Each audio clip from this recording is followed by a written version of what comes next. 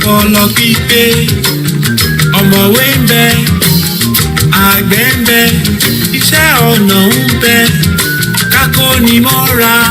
ìwà ọmọ Yorùbá ni. kákọ́nilé káyẹ́ni sí. ṣé ọmọ Yorùbá ni. ká sọ̀rọ̀ tútù tó yọbi lápò. ọmọ Yorùbá ló ní. òwe ìbáwí. ọmọ Yorùbá ló pa. òwe ìkìlọ̀. ọmọ Yorùbá ló pa. òwe ìwúrí. ọmọ Yorùbá ló pa. lọ́rọ̀ bá sọnù. òwe la fi wá. àkàlò èdè ń kọ́. ọmọ Yorùbá ló lò. ibi gíga. ibi gíga gíga lọmọ Yorùbá yóò máa lọ. ibi gíga gíga lẹ́tí máa rọ́mọ Yorùbá. ibi gíga gíga lẹ́tí máa rọ́mọ tuntun wá. ẹ ò ní rí wa nílé ẹ̀jẹ̀ ẹ ò ní rí wa lẹ́yìn lẹ́yìn. ibi gíga lọmọ Yorùbá yóò máa lọ. Adéwálé fún wa ibi gíga dàǹkọ́jọ́ dàǹkọ́jọ́ dàǹkọ́jọ́ ibi gíga dàǹkọ́ṣù. bẹ́ẹ̀ ni o iwájú iwájú lójúkùn ń gbé. òkè níjọ́ òkè òkè òkè lẹ́yìn fún òkè. ìran ọmọ Yorùbá.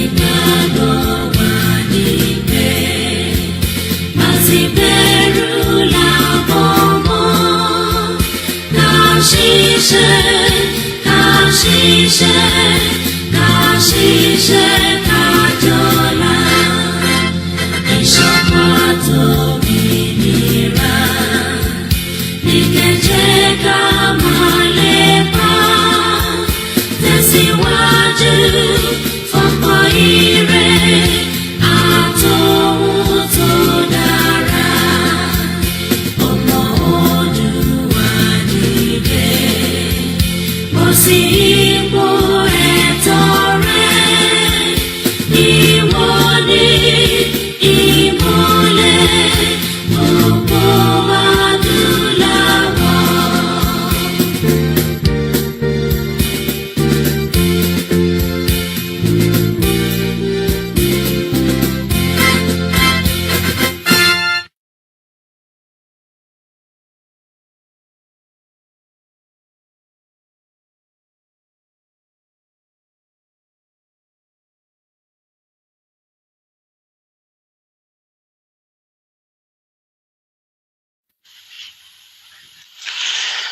Fellow Nigerians, my name is Pastor Mike Ade. I want to use this opportunity to say, to pass a special greetings to all Nigerians. Merry Christmas and Happy New Year in advance. And I want you to know that the Lord Almighty God still loves this nation. He has not abandoned us and is not going to abandon us now in Jesus' name. Quickly, I need to say this quickly because there's no time anymore. By the special grace of God, the Lord took me into a journey that the Christians call the vision of the night. And it took me that happened after 3 days of fasting and prayer, while I kept inquiring from the Lord, where are we this? What is happening in the nation, especially when I heard these several developments that's been coming up lately from the presidency. When this issue of free visiting came up, I tried to sit down and try to digest why free visa to all Africans now. And I try to look at it from this angle, that which of the African people or the African nation want to start bringing in their people to this nation now, despite of all our insecurities and poor economic systems and all of the things. What do we have that we attract the original or the real people of Africa to our nation? And while I kept pounding on this in my head and keep asking the Lord, after 3 days of fasting and prayer, while I kept inquiring from the Lord took me on a vision of the night. And in the vision, I saw borders opened, and I saw the people from all from some part of Africa is creeping in. And I tried to look closely into these people. Who are they? I couldn't really place it, but I noticed that they were all blacks, they were all Africans, and they were more or less like the Fulanis from the desert. They were more or less like, and when I tried to look at them, I realized they were not from here. They're not the original Fulanis we used to have here in our country, Nigeria. I saw them in their millions of numbers, thousands and millions of numbers as they move into the nations. And I realized no one could stop them. I was expecting the security institutions to begin the immigrations and all set of people to be stopping them, but I realized that they were not stopped. And I inquired from the Lord, why? And the Lord said the free visa gave them the opportunity to come into the nation. As if that wasn't enough, I saw this set of people in their numbers. Instead of seeing in their hands sticks, or what we used to call staffs, what they use in directing their or keeping their animals, direct them at their cows. Instead of that, I saw sophisticated weapons in their hands. Guns is what I saw in their hands. And suddenly I saw these people in the realm of the vision, in the realm of the spirit. I saw them moving from one state to another. I saw people waking up in several states of Nigeria only to see these people surfacing from nowhere. And I saw this set of people marching from house to house, asking people, specifically the Christians, to deny the Jesus Christ, to deny their religion and come to Islam. Many agreed. So many denied, and they were killed, including children, pregnant women, men and women. Several properties burned down, churches burned down, banks burned down. I saw this destruction was so much that I wept. It became so uncontrollable. While I was weeping, the Lord took me to Azora, where I saw leaders in the government, including the present president, drinking and rejoicing to the accomplishment of Islamizing Nigeria. I hear you clearly. According to them, I heard it in Hausa language. I heard him say, Godia Gahalla, Yanzung, Aiza Muya Muhuta, Mzama Alafia, Tunde Nigeria Yanzunze Zama Adini Daya, which is Adini Islam.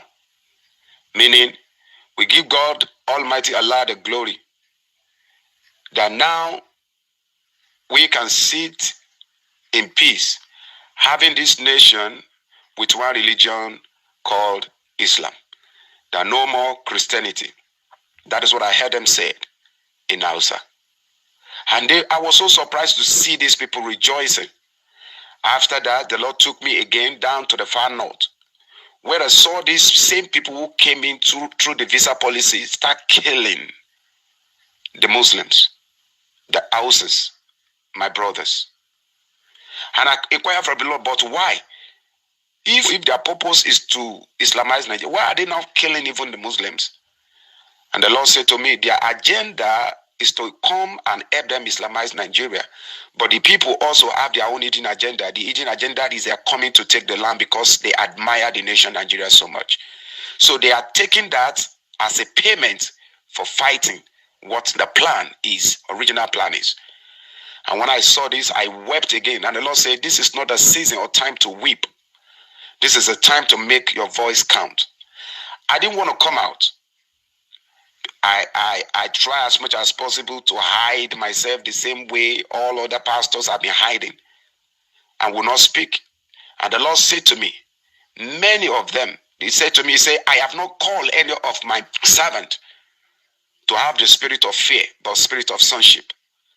But I wonder, the Lord said to me that He wonders why, He's wondering why many of them are quiet instead of speaking up now. That many of them He has shown the same vision to, but will not speak because they are so scared and afraid of the present government. And the Lord said, rise now, speak now to my people. Let my people know what is about to happen, and let them stand and make their voice count. Not to fight, not to raise weapon against each other, not to be violent about this. The Lord said clearly that violence, we killing or we fighting, we standing against each other cannot help it. Are you in any security office today? Be you police, be you a military man, army, be you road safety, all the paramilitaries and the militaries.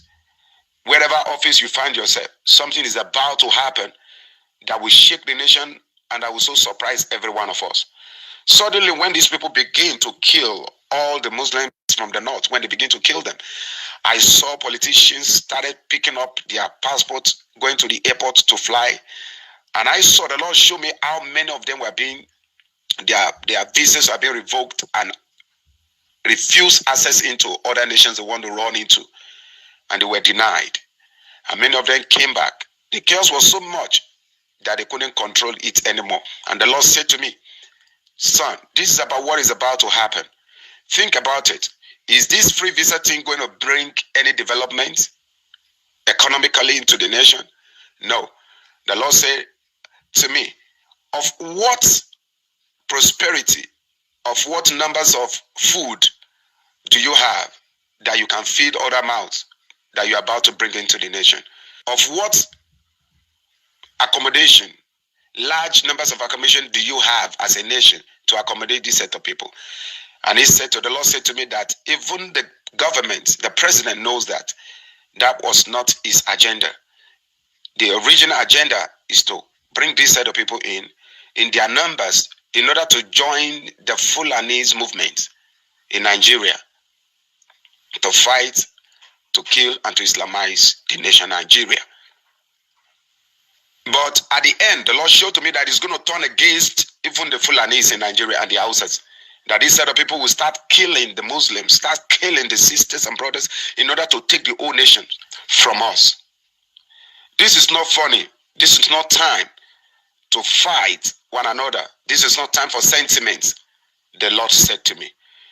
He said, nation Nigeria is a nation that the Lord God Almighty loves so much. And did not want to lose it to anything. He wants every one of us to sit in peace. But the agenda of these people is going to tear everything we've been building down. The churches won't be able to stand it. Churches will be burned down. Men and women of God will be killed. That's what I saw. That's what the Lord showed me in the revelation. If you know that your voice can count, this is the time. I am not a politician. I support no politics. I have never voted in my life. This is not about sentiment of maybe I'm a Christian, I'm a Muslim, or I'm into this party or not. I have no respect, single respect for any man that has no integrity or that does not have the mind to uphold the peace of this nation. I have respect for God Almighty, men and women of integrity, men and women that believe in the peace and the progress of this nation, Nigeria. Those are the people I honor and I see as Nigerians. Anyone that his original agenda is to Islamize, to tear us apart and to tear us down, is nothing but a demonized weapon, a demonized being from the realm of the spirit of the dark world that have been sent to destroy our nation, Nigeria. Our nation, Nigeria, is a nation that is built to support other nations of the world with all our mineral resources, but yet we're in abject poverty. Our nation, Nigeria, is a nation that has been so blessed by God to support, to stand for, to bless, to help other nations of the world. But look at where we are today and what is about to happen that the Lord, according to what the Lord showed me. is something that will cause an irreversible event that we will not be able to repair in Nigeria. Wannan magana da ni ke yi yanzu, in order for me to speak in a Hausa dialect to my Muslim brothers and sisters, wannan maganan yanzu ba maganan cewa ni addini na Islam ne ko addini na Christian ne. A'a, wannan da yake so ya faru yanzu that is about to happen will not favor anybody. Ai wannan abin da ke so ya faru, wannan abin da nake so ya faru yanzu ba abin da zai favorin na wanda yake north bane ko wanda yake south, east or west bane. Wannan abubuwan da ke so ya faru yanzu ba tun abin da zai zo ma abin da kowa zai dinga gudu ne, da mutanen da za su shigo as a result of this free visa thing we come in order just to kill all of us and to take our land. Sun zo ne su shigo su kashe kowa daga Nigeria yanzu, irrespective of being Muslim, because na ga mutanen nan bayan da suka shigo su Niger, su daga desert sun shigo ne bayan da suka fara kakkashe su Christian suka mai da anonsu akan su Muslims ma. Na tambaye Allah Ubangiji me yasa? Allah Ubangiji ya ce mini kaman mutane ne dama suna so kasan mu, kasan su nan ba abinci, ba ruwa mai kyau, ba komai. Sun ga Nigeria as an opportunity nation da za su ya sun shigo sun kashe kowa daga goron, sannan su mai da nation din, su mai da kasan mu nasu. So shi sa da abubuwan da na ga abubuwa din nan da Allah Ubangiji ya giya mini da kuma ya nuna mini abubuwa da ka so ya faru, ban so in fita in yi wannan magana in sa shi a kan internet ba. Allah Ubangiji ya ce mini a'a, idan kowa ya yi shuru, idan ni ma na yi shuru, inda shi ya nuna mini, shi bai nuna mini dan in yi shuru ba, shi kuma bai nuna mini dan in gaya mutane su tashi su fara kashe juna ko su fara abin gada juna. Wai shi ya gaya mini ne dan in tashi, I should be able to get up and speak to the people from the north, speak to my Christian brothers and sisters and my Muslim brothers and sisters that what is about to happen zai zama cewa ne su mai da anu akan kowa su kashe kowa sannan su karɓi kasan mu.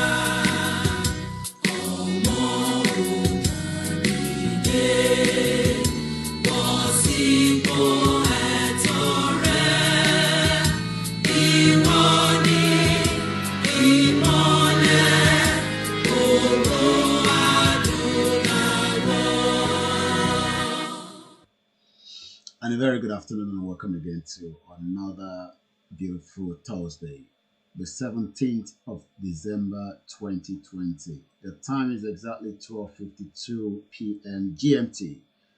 Nigeria, you're 1 hour ahead of us. Those in America, I say good morning. Those in New Zealand, Australia, Japan, I say good evening. And those in Malaysia, I say good evening. Those in UAE, you're almost going to evening as well.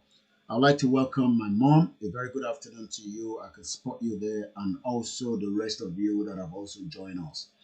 I say good afternoon to my loved ones, my family, and every one of us that are working tirelessly, for the benefit of mankind.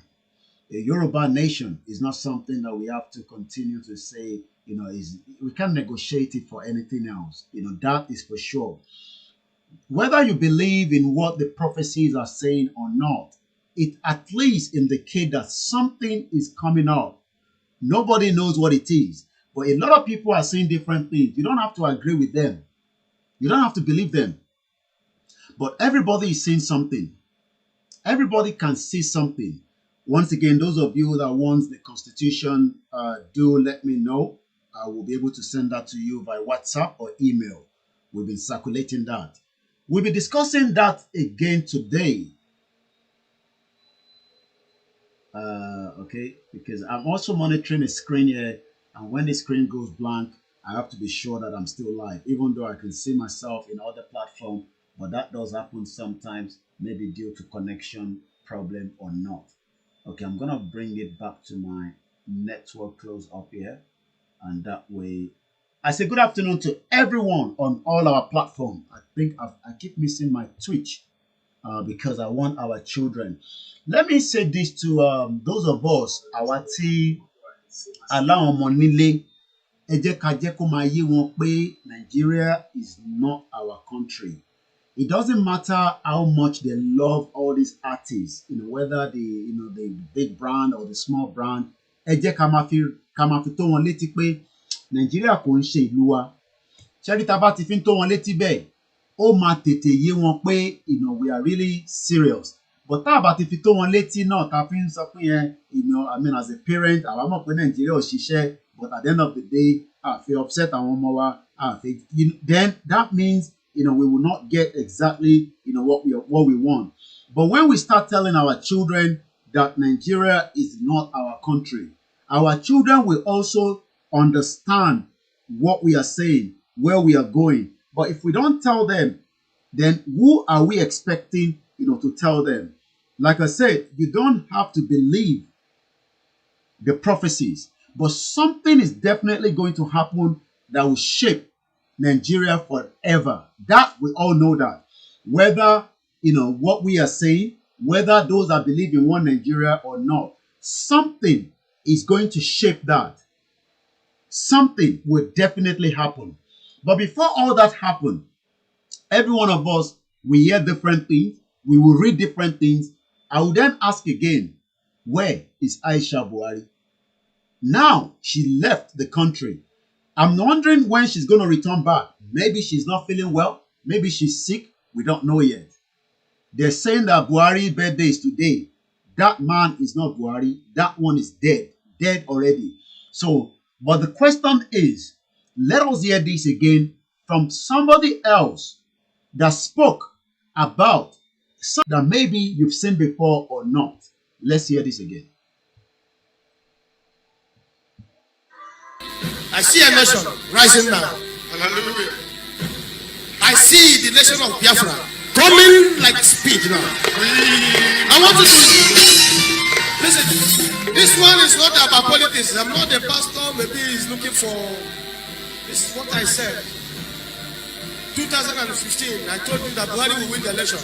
That it will start agitation. It's not what is happening now. They said Buhari died.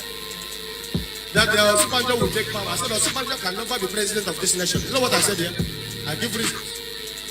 But the Lord spoke to me 2017, 8 minutes before the death of Buhari. I want you to see it. I, Prophet William, said it. If you doubt it, come and carry me and make DNA. That man in Asoro. If that person is Buhari, I will drop my Bible. I will not serve God again. If it's listen, if you make DNA, you carry me DSS. I know if I go there, if they bring him out and make a DNA test, right? If it's Buhari, I will stop preaching again. I rest my case. But I must say it because I'm a prophet. These are the reasons why these people are going on here. Stand up, lift up your hands. People say that the unity of Nigeria is not negotiable. It's a lie.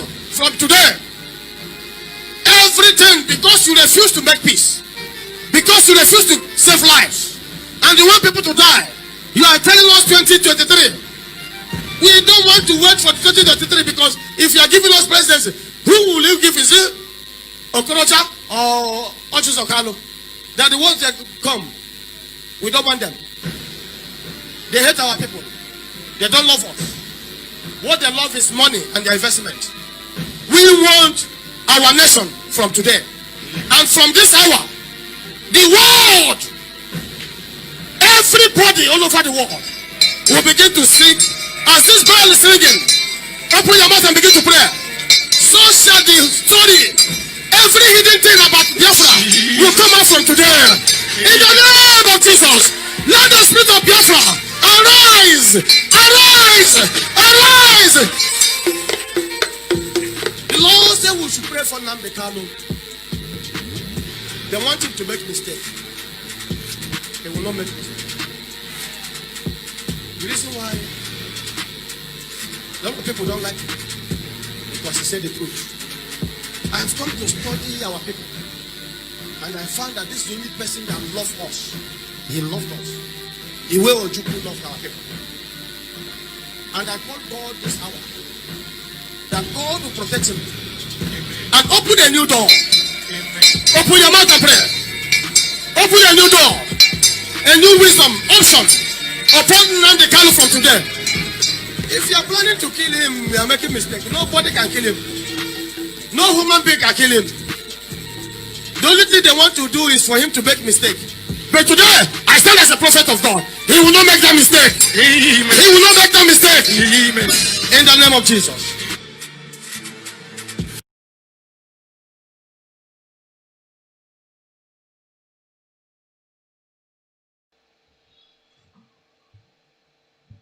And let's come back here again. Once again, a very good afternoon and welcome to today's broadcast. I can see everybody. I will not take time to mention all the names, but I will try to do so towards the end of the broadcast. From those of you watching us on YouTube, share the broadcast. Those of you watching us Koiki Media or the Dua page, share the broadcast. Those of you on our Instagram on Olayomi Koiki, copy the link and share it. Those of you watching us on Koiki Media on Instagram, copy the link and share it. Those of you watching us all our platform on Twitter, on Aiko Farmers, on Olayomi Koiki, Yomex06, on Koiki Media, 3 Twitter channel we are streaming out. Share the broadcast. Go to Twitch, find Koiki Media Odudua, share the broadcast. 4 channels on Facebook, Koiki Media Odudua page, Olayomi Koiki, Koiki Media personal page, and Aiko Farmers as well. And we are also streaming live on the Mix LR. It's going to be very hot again today. The minds of those at home are waking up bit by bit. But we must not relent, because the moment we stop talking, they will also stop reacting. The more we are talking, the more the reaction is going on the other side. For every day, whether it is me talking, whether it is in AY, whether it's Tenny Blog, whether it's Dara Talk Show, Oshatola, Bedu, Heritage, Erelu, David Hamilton, Marcus, Baba Ekiti, Ahmed Olalekan, Yoruba Ronu. It does not matter how many of us are talking. And our style will be different. I'm coming from a media background, so you can tell that I'm not joking. I am coming from a media background. This is what I do for living before we started doing this. And I've been a freelance. And that's why I will be different maybe from the others. This is my background. I will go and bring things that will bust your head. So when you say Nigeria is secured, who is telling you that? Who is telling you that Nigeria is secure? America says to their citizens, You better be careful in Nigeria. This report came out yesterday. The United States Embassy in Nigeria is already giving advance warning to their citizens. Definitely they know something. This America Home Security Alert, you don't know when they are giving their citizens information. It indicates that the country is already gone. We remind the US citizen to exercise caution while traveling and residing in Nigeria. Crime is endemic. What is the meaning of endemic? Let's find out the meaning. What is the meaning of endemic? Endemic.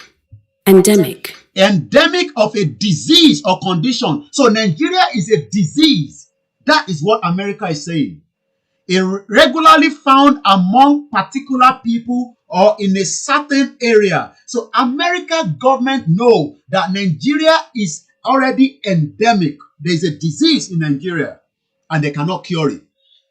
And they're not gonna, America is not going to start the fight for us. The only thing is they are waiting for us to start the problem and then they will intervene. Gbogbo yín ò mọ̀ pé Amẹ́ríkà ò ní bá wa jàjà yìí. Amẹ́ríkà ń dúró káwa bẹ̀rẹ̀ wàhálà. Àwọn wá bá wa dá sí torí pé wọ́n mọ̀ pé kíní disease yìí tó ń pè ní endemic. Endemic yìí ó ti wà nínú ara nítorí pé Fúlàní ti di disease inú body gbogbo Nàìjíríà. Fulani is the biggest disease that we have. And until we chase it away, we make sure that it does not make its way into any part of the Southwest. And I'm sure the Southeast will do the same thing. If the Arewa wants to continue to keep the Fulani, let them keep it.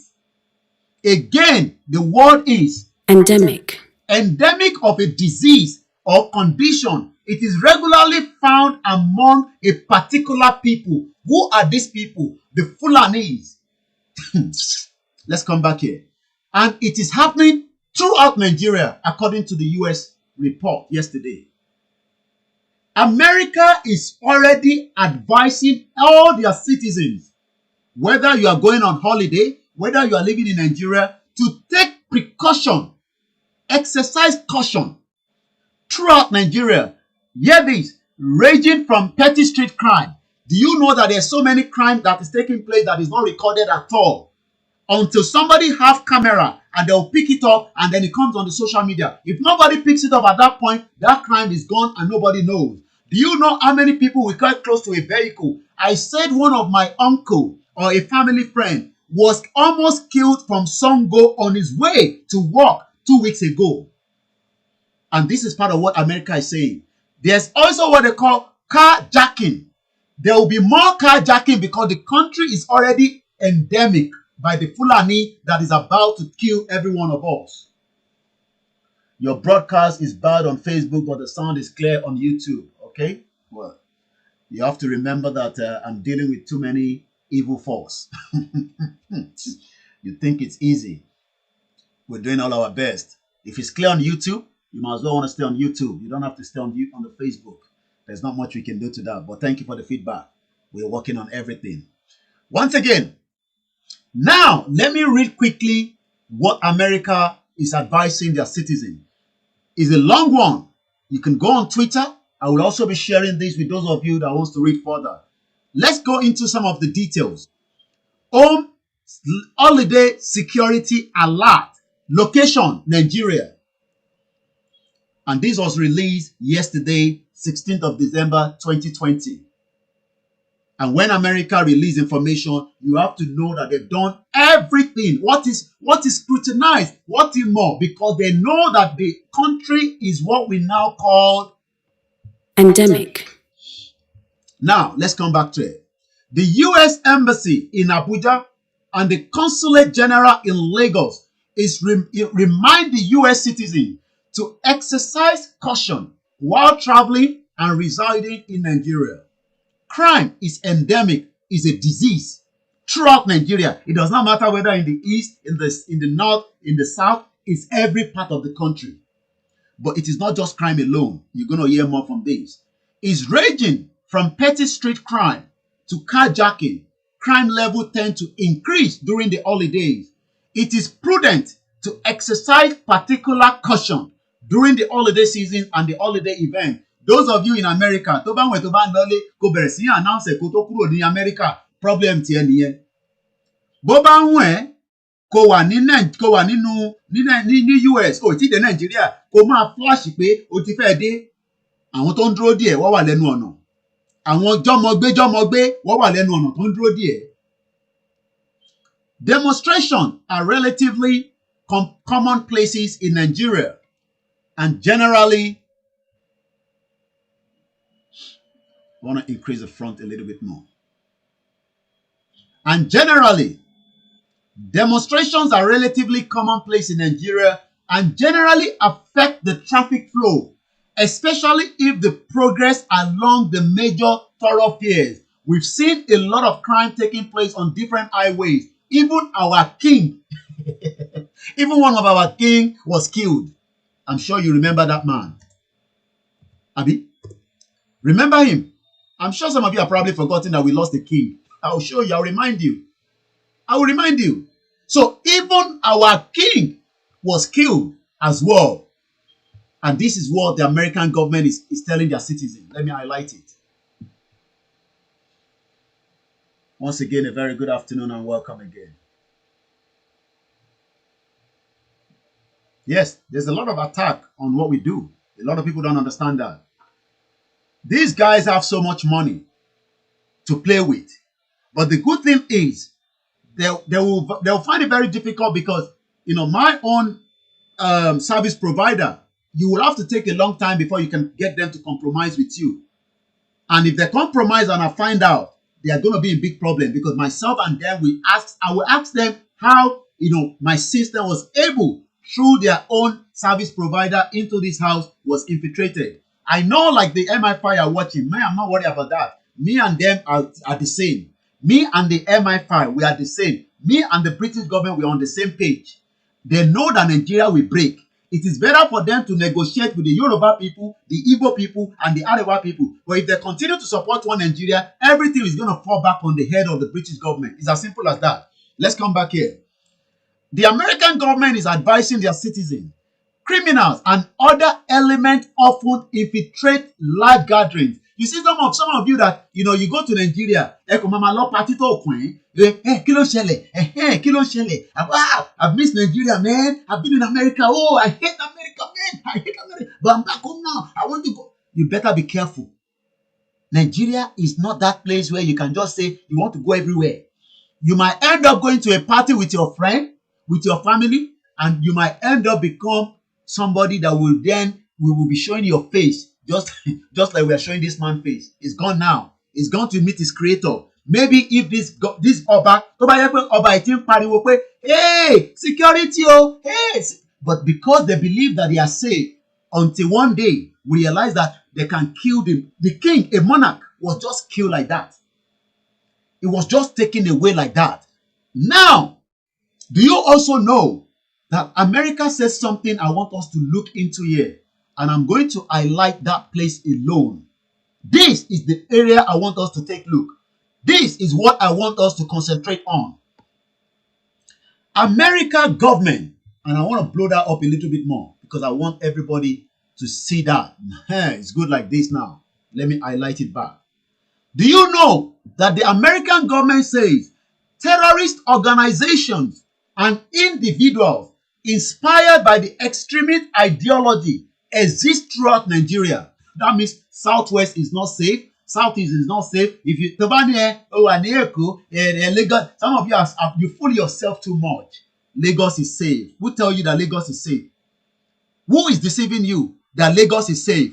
Who is the Maradona that is it your governor of Sanwo-Iku? Is it that one that you think is going to save you?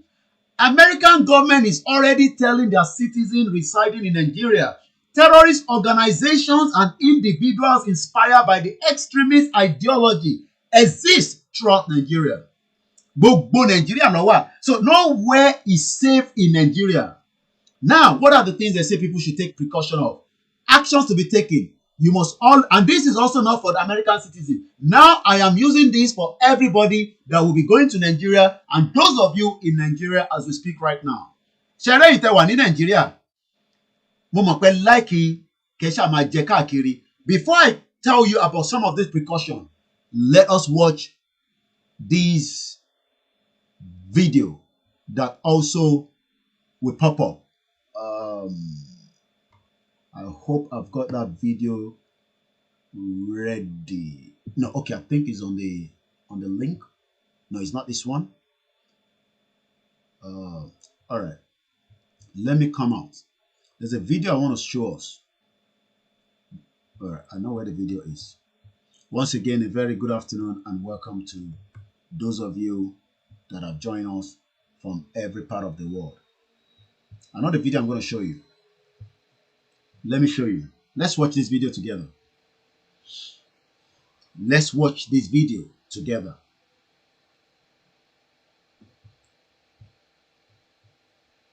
They don't really care about us. Good morning, all. What I'm about to say today, I've said it 1 million one time, and no one is doing anything about it. Have you noticed the numbers of Almajiri we have in Lagos? That is called an invasion. We have been invaded. It's time for us to wake up from our slumber, hold the bulls by the horn, and do the right thing. All the houses in Lekki, VI, Oniro, Banana Highland, Osborne, Ikoyi, and environs. Their guards are either Fulani from Niger, on the street begging for money is Almajiri every corners. And we think that is normal? Come on, that's not normal. That is an invasion. If the guards suddenly turn to bandits, the Almajiri joined them. Believe me, baby, we're all gone. Gone, baby, gone. We're all goners. And we think that is normal. Yoruba Ronu. This is not for Yoruba alone, because we have all other tribes live in Lagos. We have the Chekiri, the Igbos, the Ibibio, and so on and so forth living here. Artists from Bagbe. All your guys are Fulani, Nicheo, and stuff like that. You think that is okay? Think that is normal? It's like sitting on a time bomb that is about to explode. Governor Sanwo-Olu, this is for you. Everybody call you a puppet, but I believe you still got something up here. Do something. We have been invaded. This is not about Almajiri begging for money. This is an invasion. Insurgents everywhere. Kaduna killing. Kano, Bonu, Castina, abducting over 200 and something boys. And we think that is normal. This nation is a culture of impunity and a shadow of itself. When these bandits are done with the north, they move here. They move to the west. And we think it's normal, we're sleeping. It's time for her to hold the bull by the horn and do the right thing. How to do it, I don't really understand. It's not clear to me, but I know something needs to be done. We need quick action. It's like separating the boys from the men. This Almajiri must go. We are not safe if you don't know. We are not safe if you don't know. It's time for us to do something. Sleep with one eye closed. Something is about to go down in this nation. I have the feelings.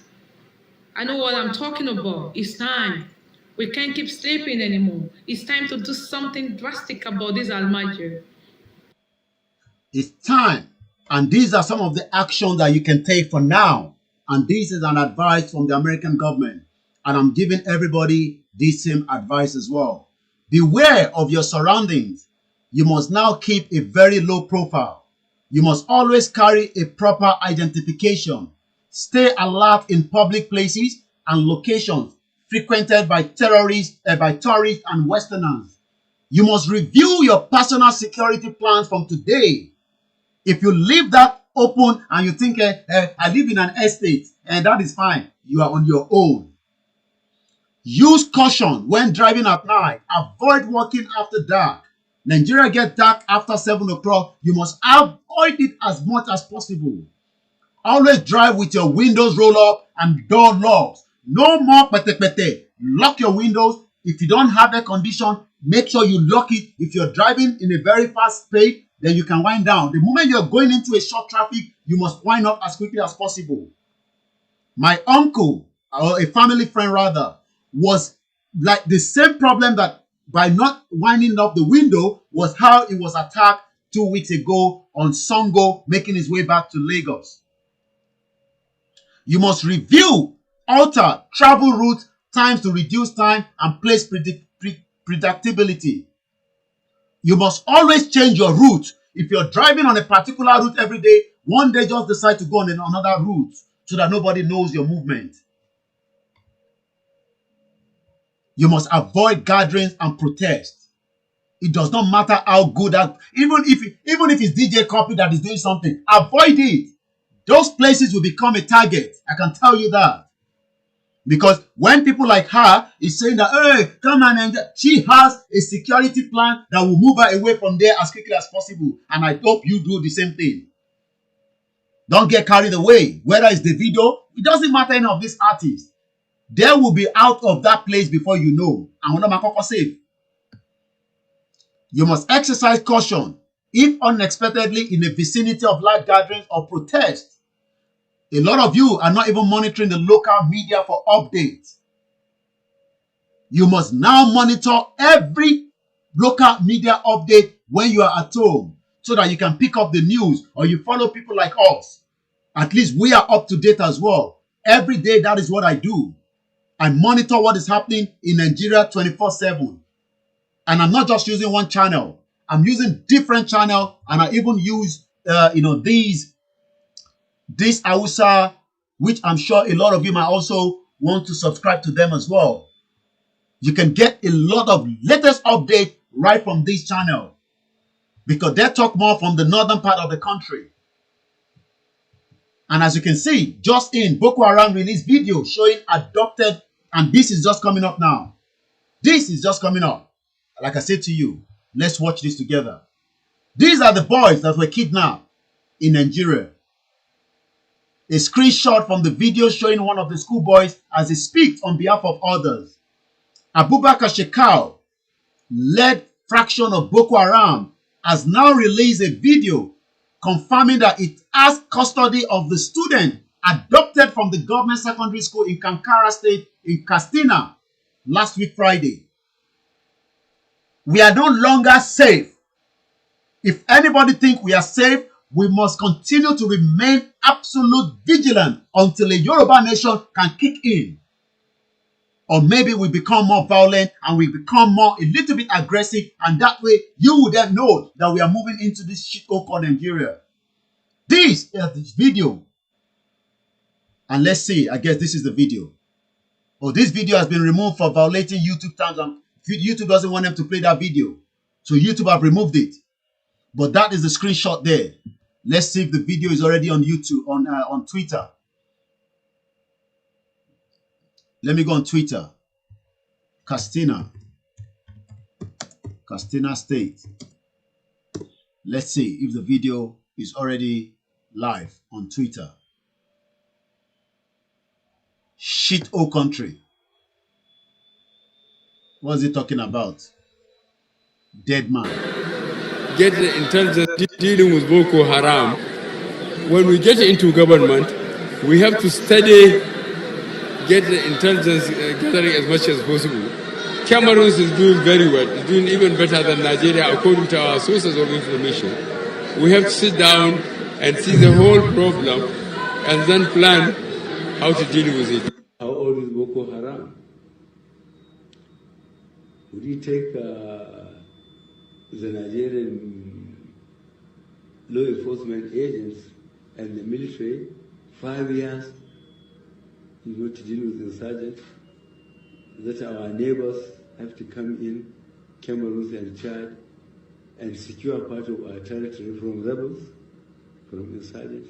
This is a big disgrace to Nigeria. We intend to secure this country as soon as we can and efficiently manage it. Platform. The government of APC will attack head-on its security and the economy.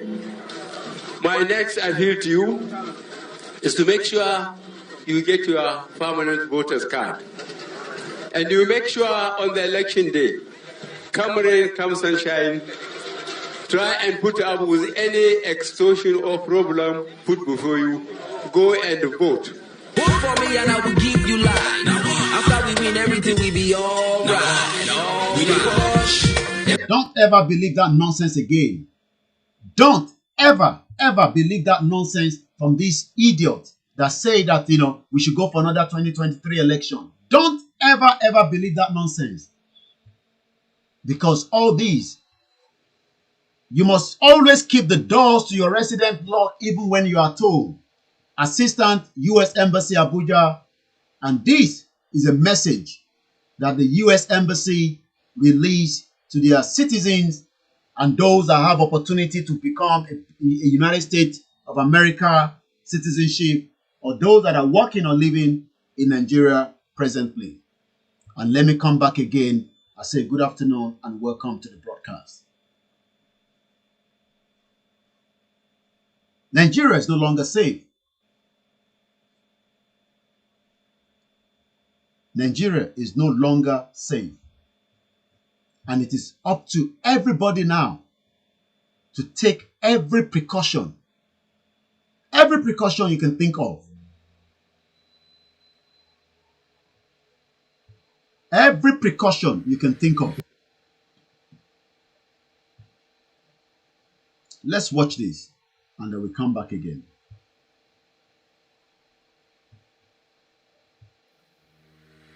Yoruba Nation people, stand up. Did you know we were initially the leaders of Nigeria? Did you know our tribe had its best before the Caucasians took power and matched us with other tribes? Our leaders were murdered while some were imprisoned. The likes of Awolowo, Fela, Abiola, Gani, Kuti, and many others.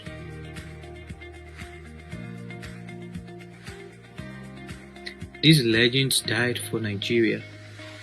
What is Nigeria? Is it Igbo, Hausa, or Yoruba? Nigeria is none of that. We are Yoruba first. We shouldn't die for the country where we are at the bottom.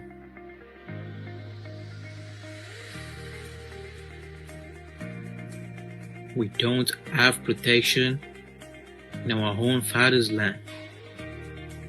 We can't trust the police force.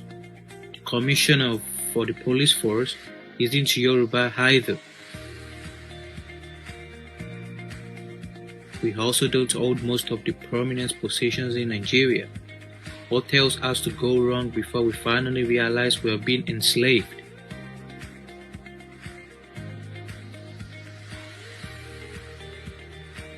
We have to take back what is ours. The best option is to stand in solitude, since we are over 50 million in population. This is not just for us, but for our children and grandchildren. The time is now, people.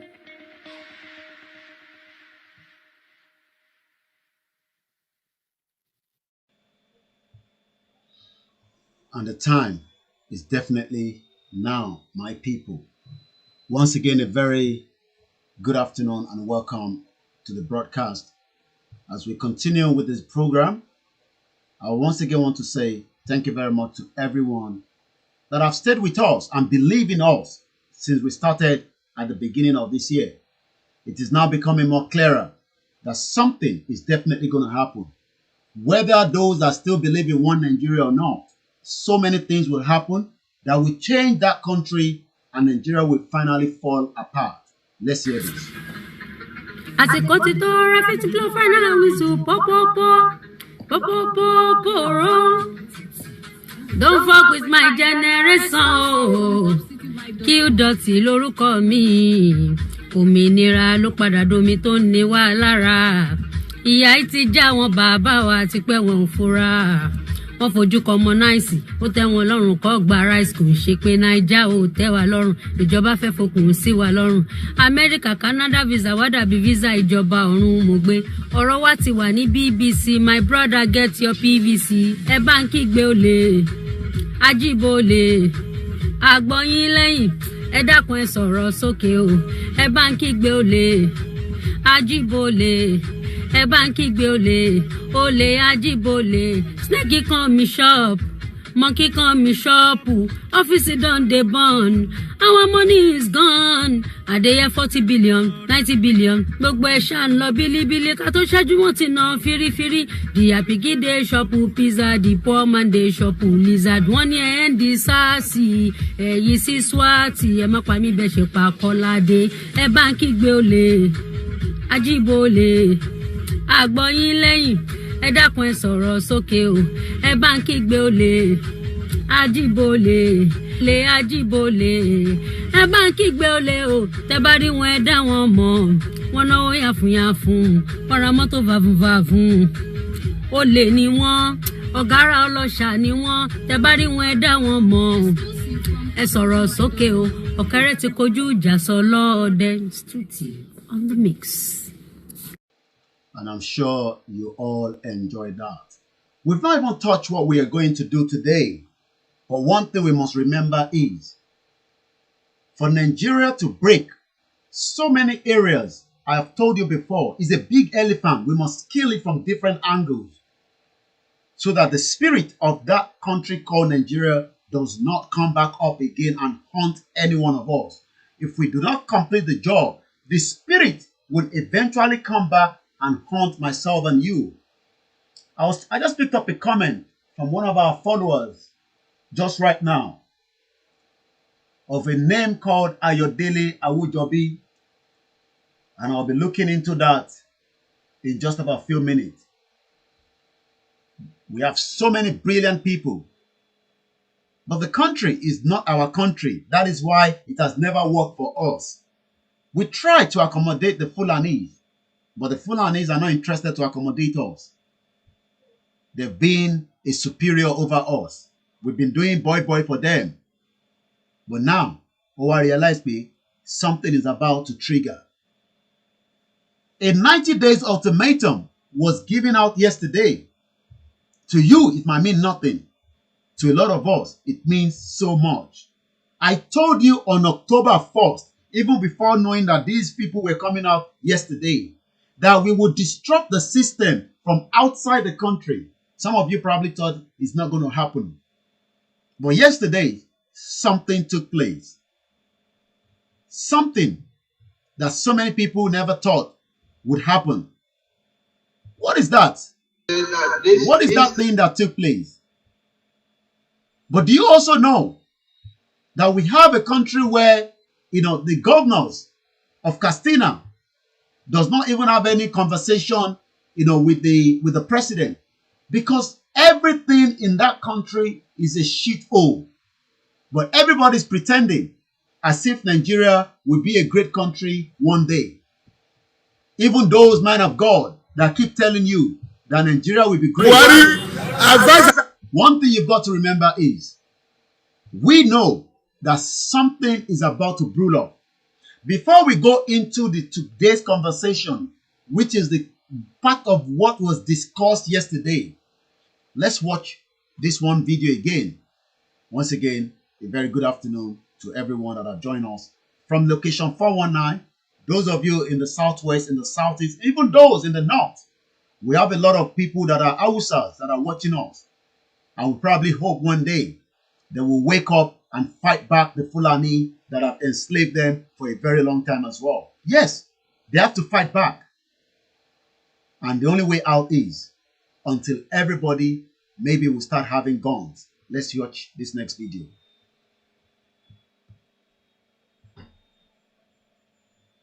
Advice I have for you, if you know where you come from Castina, don't come back to Abuja. Leave the place, because we in Nigeria, we are tired of you as a president. Because you cannot defend your own village. You are in that village. The same Buhari is in your own village and kidnapped 600 people. He sent delegation from Abuja to come and see what happened for Castina. Is it not a shameful something? And the same president is not there to look at the people that he come from Abuja to come to Katsina. Okay, I not believe that we did not have a president, and Nigeria did not have anybody ruling them. I advise the youth, anybody, if you have money to buy gun or money, buy and defend yourself. Security, police cannot defend you. Army cannot defend you. No state that the president will go, that all junction, they will not be tied with security agencies. And the same state in village that the president is, 600 people were kidnapped. Okay? Me and you, how many are we here? Ask me how they take kidnap the people. Which motor they carry? I mean, they thought that they disappear. Okay, president, if you know where you keep the children, stop putting. I tell you something last time. When they start for NSAS, they kill innocent people in Lekki Togate to distract the heart of the people. Then after like 2 weeks, they went to Bronu to massacre farmer to distract the heart of the people. Now the heart of people are leave Bronu, they are leave NSAS killer.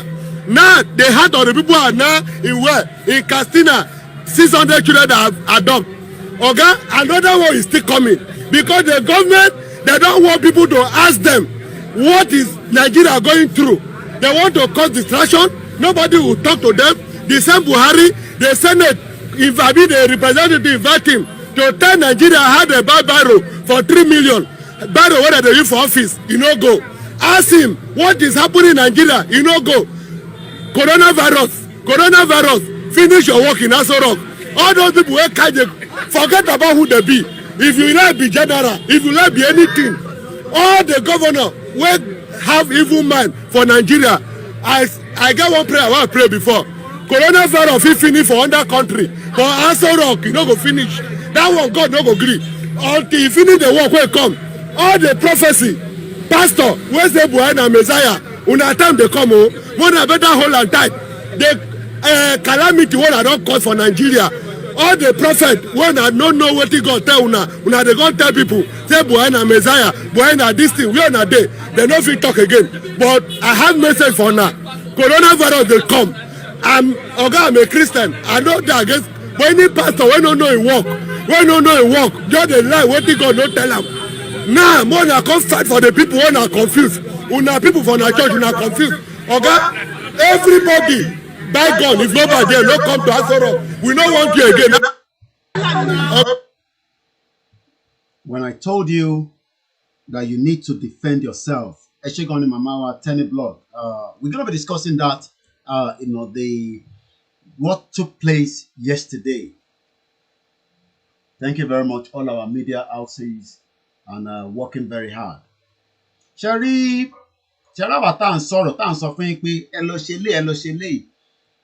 we are far away from you, and you might think, kí ló ń sọ wàhálà yín ṣe wá pọ̀ báyìí, kí ló dé, kí ló le tó yẹn, ṣe rí tí kinní bá dé lójijì, ní time láti ṣe ń ta ní kẹ́ lọ ṣe nísìn, kàn rò pé ẹ kàn ń jókòó, ẹ kàn ń gbọ́ wa, náà kí la máa ṣe nísìn, interfẹ́ṣẹlẹ̀ ń bi wá ní gbogbo ìgbà, ẹ̀yin lẹ wà nílé, ẹ lọ sọ́dọ̀ àwọn alágbẹ̀dẹ, kọ́ bá yín mọ nǹkan gidi, kẹgbẹ́ sínú yàrá yín, tó bá ṣe pa ọ́, kí wọn náà máa kọ́kẹ̀ sílẹ̀ pé tó bá ṣẹlẹ̀, ẹni tó bá kọ́kọ́ wọnú yàrá ẹ̀, bóyá Fúlàní torí ni, kò dáhùn bọ̀ bò straight away. Ó ṣe é wò pé kí ló máa ṣẹlẹ̀. Àwọn alágbẹ̀dẹ wà káàkiri nísìn, kó yẹ kó lọ máa bá kẹjọ máa sọ̀rọ̀. Bó o bá lówó lọ́wọ́ kó mọ bí àwọn náà máa bá wọn ṣiṣẹ́ ní one day. You might think all this is a joke. Ṣé rí ìtìyàn bá ní níyàn máa fi jà? Ṣé rí ìwọ tó ṣì ń dúró pé bí AK-47 kan tó máa send wá láti ìlú òyìnbó ló fẹ́ lò? Ó wà lọ́dọ̀ alágbẹ̀dẹ lójoojúmọ́, lọ sọ́dọ̀ alágbẹ̀dẹ, ìtọ́ bá lè bẹ ṣe, ìtọ́ bá lè bẹ mọ́. It is not a joke. Nigeria we get, look, the energy tó wà níta, energy yẹn le gan. But because some of you are not taking it serious, you are just thinking that we are talk show guys, talk show women that come on the air and then we talk and then you want to listen, you want to call in and you want to feel like you are among. No! Integrity is a real eléyìí script. Everything we are saying, àwọn sọ jáde, bí èmi ṣe ní ká sọ ni, whether you believe it or not is up to you. Mi máa ń sọ, etí mo gbé dání kọ́ni ní last year. Ó ní kan, èmi náà hustle, bí gbogbo èèyàn ṣe ń hustle. Ṣé rí bẹ́ẹ̀ náà ṣe ń hustle ní sẹ́yìn tẹ́lọ́ ṣiṣẹ́, báwọn náà ṣe ń hustle nìyẹn. But eventually, you are all not taking this very, very serious. And then everyone let me see. Hello, Mashayeta. Hello, Mashogbe. Hello, Igubo Tebaleje. Sorry, let me say, man, look, má jẹ́ kí ọ̀rọ̀ ẹ̀sìn kan sọ fún ẹ pé o lè gbé nǹkan mi o, lọ gbé nǹkan mi. Nítorí pé tí kinní bá délé tán, tó bá lọ délé tán, ibi tó bá lọ káwọ́ ọmọ, ó lè má lọ dá. Sorry, wọlé wò pé Èkó ló máa wà. Bóyá ọkọ̀ wá rìnrìn àjò kékeré kan ní kinní ẹ̀ lọ dé. Nigeria ma burst. Let me tell you, Sherry, don't sit down and watch NTA or AIT and all these channels that probably are not saying the way táwa ṣe ń sọ. In táwa ń sọ, direction tó ní ká máa sọ ni. Tó bá jẹ́ pé o believe wa, whether you don't believe or not, mo ti sọ ní gbogbo ìgbà, ìwọ náà lọ sínú ẹ̀mí. Lọ sínú ẹ̀mí kò ní kọ́lọ́n fi wọ̀n ẹ́ tó fẹ́ ṣẹlẹ̀ ní Nàìjíríà. Bọ̀ kò ń ṣẹ̀mí tó máa lọ, tó máa japa ní after one day. Ìwọ náà mọrú àdúrà tó máa ń ṣe. O mọrú àdúrà tó máa ń ṣe. Sórí ìwọ tó wà ní UK, mo understand. O lè gbàwẹ̀, but ìwọ náà ṣe wàhálà lé lórí. Pé in táwọn Koiki Media ń sọ, in tí Tenny Blog ń sọ, in tí Dara Talk Show ń sọ, in tí Erelu ń sọ, in tí David Hamilton ń sọ, in tí Heritage ń sọ. Ṣé òtítọ́ kan wà nínú ọ̀rọ̀ tó ń sọ? Àbí nǹkan míì wà níbẹ̀? Ṣé lè lọ sí náà? Ẹ fi pé àwọn traffic ni. Èmi ò ṣe Túndé Headnut, I told you that. Èmi ọ̀tẹ̀ ló ra followers ni. Ìjọ òun ní orúkọ ẹ̀ ló ń trend lórí Twitter. Òun àti Bobrisky wọ́n ń bára wọn pọ̀. Ìyẹn náà máa gbogbo tó ṣe l'Amẹ́ríkà bó ṣe gbàwé. Problem tiẹ̀ nìyẹn. Olúkálukú bó bá ṣe wọn ló ṣe lè gbàwé. But in terms of ni pé àwọn ò kì í ṣe Túndé Headnut. Túndé Headnut ló kàn fi picture video 3 minutes of I don't want to like to use those phrases. Gbogbo bọ́lá ti mọ̀ pé tó bá ti di pé ká gbé di síta, ká gbé kíní síta, everybody is happy to see that. Ọ̀lẹ́ nǹkan kan tó bá lo fídíò tèmi náà, àwọn èèyàn ní bọ̀bọ́ yẹn ti mad. Lóòótọ́ ni mo mad, but ibi tí mo wà ó wà comfortable fún mi. Tí bá mad, wọ́n á máa tọ́jú mi ní bíbá. Torí ìwọ tó bá mad, psychiatric hospital tó wà l'Abẹ́òkúta Arò kò ní oògùn tó lè fi tọ́jú ẹni tó mad. Tèmi bá tẹ̀ mad, màá wà ní environment tó dáa. But tí wọ́n nǹkan kan ti ta sí lórí ni ló ṣe ń sọ̀rọ̀ bẹ́ẹ̀. Lóòótọ́ ni, but at least èmi wà comfortable. Mo ti jẹun láàárọ̀ yìí. Mo ṣeré, mo ti jẹun. Ohun tí mo jẹ bread. Mo toast ẹ̀ ní iná wà. Mo toast ẹ̀. Mo fi butter pa. Mo wá ní kó bá mi gbé baked beans jáde. Mo wọ́n baked beans. Mo fẹyin sí. Ohun tí mo mú lé lórí. Mílò ni mo mú. Ìwọ tó wà ní Nàìjíríà, o rí mílò ọ̀hún mu. Oúnjẹ tí mo jẹ láàárọ̀ yìí nìyẹn. Tọ̀sán nísìn, ó ti ń dáná ẹ̀ nísàlẹ̀ báyìí. Tó ti rùn sí mi nímú. Ebi kọ́ ló pa wá. O rò bá wa. No. I think some of you think we are looking for traffic. Oh, you think because when we say share the broadcast, you think we are looking for traffic?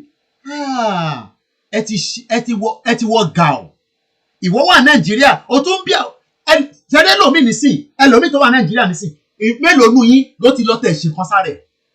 Ó fẹ́ kọ́ jẹ́ agbẹ́rẹ́ sí ẹ lára. Bó o lè gba vaccine nísìn, vaccine COVID-19 nísìn, tó bá gbé dé Nàìjíríà nísìn, ìwọ ló máa kọ́kọ́ ní kọ́ tìbú ẹ̀ lára. Bọ̀ tó bá ní kọ́tẹ̀ já gbẹ́rẹ́ díẹ̀ sí ẹ lára, kọ́tẹ̀ nǹkan tí kí wọ́n náà tẹ̀ mọ̀pọ́kùnrin nìyẹn kò mọ̀pọ́bìnrin nìyẹn. Òun dúró dè mí, ó sì ń dúró dè Koiki Media. Cha kábíyèsí o. Fúlàní apá ṣe gèsì yín lára. Àánú ilé kan ṣàwá ni. Àánú ẹrù báwa náà ní family ni. We have family at home. Ó rò pé mo ní family.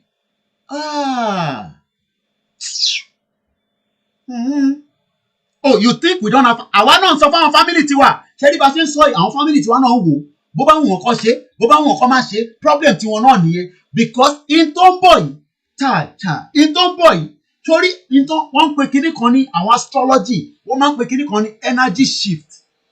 Torí gbogbo tó ń ṣẹlẹ̀ yìí is what they call energy shift. Energy fẹ́ shift. Ó dẹ̀ máa shift kò sọgbọ́n ẹ̀. Àwọn kan nísìn fún Nigerian government ní 90 days, we're gonna talk about that now. 90 days lọ fún Nigerian government. Ìjẹ́ tẹ̀ mọ̀ pé government ẹ̀yin rò pé ní government ní government. Ẹ jẹ́ ká gbọ́ ìtí bàbá wa sọ ká tó wá lọ sínú ọ̀rọ̀ tèmi lẹ́ẹ̀kan sí aago kan Yorùbá tèmi ẹ mọ̀ pé Yorùbá tó bá jẹ́ pé ìyàwó Tẹ́ni ló ń sọ̀rọ̀ nísìn àwọn ọmọ Yorùbá ìjìnlẹ̀ tó bá jẹ́ ìyàwó Dara ló ń sọ̀rọ̀ ní àbóṣàtọ́lá èmi máa sọ lóyìnbó ni we are just about 1:45 ẹ̀mí bínú sí mi. Ṣe rí o wà ń lé o tí ì ṣe gbé o tí ì ẹlòmí some people have not done anything. Kí la máa ṣe nísìn ló sì ń béèrè. Wọ́n lè sọ ẹ̀rí ẹ̀sọ̀ kọ́kọ́ fún yín. Ṣe rí don't be deceived pé ṣọ́ọ̀ṣì kan sọ fún ẹ pé kò má ṣoògùn mọ́ṣáláṣí shut up your mouth. church òṣìwò ló ní kó má ṣògùn mọ́ṣáláṣí wo ló ní kó má ṣògùn oògùn tó ní kó má ṣe ni oògùn kà torí ẹlòmíì inú yín nísìn ó wà lórí social media oògùn tó fẹ́ ṣe bó ṣe fẹ́ gbowó lọ́wọ́ èèyàn òun ló fẹ́ ṣe irú yẹn lọ ní kó má ṣe oògùn tó fẹ́ fi tọ́jú ara ẹ bójú ọmọ máa fi fọ́ ẹ̀kọ́ mu láràárọ̀ ni máa fi mú it does not stop anything don't be deceived. ẹ jẹ́ lọ sọ́dọ̀ màmá wa tó ń pè lọ́wọ́lọ́wọ́ ẹ káàbọ̀ sórí ètò màmá wa. ẹ ṣé gan ni mà. Amen. Amen. Amen. This Christmas we meet you with joy Amen. and happy. Amen. And you will guide all your children, your wife, Amen. and everything you are doing. You are so young. Amen. God knows you are older than your age. What you are doing is more than your age. And because of that, you are opening people's eyes. Some people are blind. In Nigeria especially, even here, we're telling them to follow us. They don't want to.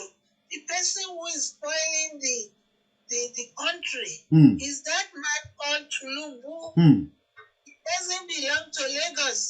And it's not a Yoruba, you say it's negotiation. It's not. I heard that all the general hospital is belong.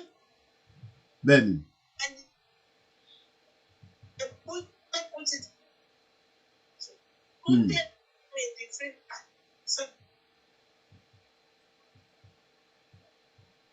Okay, line yẹn ti lọ mọ́mí wa àgbọ̀yìn dáadáa mọ́. Hello ma. Hello. Okay, ó ti padà wá nísìn. Ẹ go ahead, à ń gbọ́ yín nísìn. It's back. So, he's the one taking all the money. Okay. Kòńgọ́lẹ́mbà Nàìjíríà jẹ́. Àwọn tó wà nílé ò rí bẹ́ẹ̀. Fúlàní. Wọ́n rí. Àtàwọn bàbá ó lọ bá wọn torí ló fi wọ́n síbẹ̀. Ẹgbẹ́ ṣàánú. Wọ́n máa sọ̀kò pábẹ́yìn ni. Ẹnikẹ́ni tó bá ní Yorùbá state government kò ní bọ́ sí. Àìdí ò ní gbà. Àṣẹ o. Kí ló máa pa? Àṣẹ o. Kò ní gbélé. Àṣẹ o. Kò sí bó ti pè lówó tó. Àṣẹ o. Ẹ ṣé gan ni. Ẹ ṣé gan ni ma. Ẹ ṣé gan ni ma. Thank you ma. Àmín ma. Àmín ẹ ṣé gan ni ma. Thank you very much. Amen. Ẹ ṣé gan ni ma. A dúpẹ́ lọ́wọ́ gbogbo ẹ̀yin màmá wa, ẹ̀yin bàbá wa. Ṣé rí, let me say this. We are not here. Ṣorí ẹlòmíì, nǹkan wa lélẹ̀ àbí. Èyí tó jẹ́ lókà tiwa tẹ̀sí lọ jẹ yẹn náà.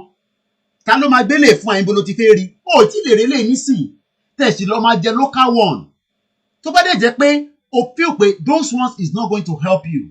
How far ló fẹ́ máa ṣe nínú ẹ̀mí?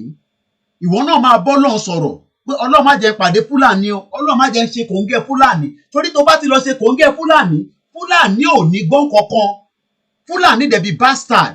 Àwọn ọmọ kan lọ́kùn lọ nísìn bóyá géèmù lọ ń gbá ni àtẹ̀ ẹ̀ mọ̀ because kí ló máa fi máa tọ́jú àwọn ọmọ 300 àwọn ọmọ yẹn lọ toilet ṣé wọ́n níwẹ̀ ni I mean have you thought about all these things we are talking about 300 children but ẹlòmíì nísìn irú ìbọn báyìí ló wá nísìn tàbá ti fi àwọn bí àwọn náà kàn wo akàn mú lórí social media ni oníyàn kan tó sẹ́ndì fídíò bọ̀bọ̀ kan sí mi mo kọ̀ rí àwọn òbóyin náà dá náà tábàrin tó máa fi ta wá lọ́rẹ̀ tí wọn náà bá gbélé dání Fúlàní gan asa Nigerian government gan máa bẹ̀rù ẹ tó bá wọ́n máa gbélé rìn ní airport wọ́n máa dá fún ẹni wọ́n máa sá lọ fún ẹ bìkan ọmọ mélòó ni but for now táì tí ni gbogbo ilé ẹ lọ máa jàjẹ sára sórí ẹ rò pé àwọn wá traffic ẹ rò pé afẹ́ popular á ti wà nígboro bí Gbẹ̀du ṣe máa ń sọ àwọn òun ṣe ń tẹ́lẹ̀ ẹ̀ṣẹ̀ máa ní àwọn wá afẹ́kẹ́rẹ́ òjò náà àbẹ̀rò pé bí owó ìṣòro ẹlòmíì ní síta bá ti ní kọ́ dáwó fún wa bí ẹlòmíì àgbẹ̀ ó dà pé wọ́n mẹ́kọ̀ owó nídìí kíní tó ń ṣe mo sọ fún ẹ tí bá fẹ́ owó tí bá fẹ́ gbọ́ owó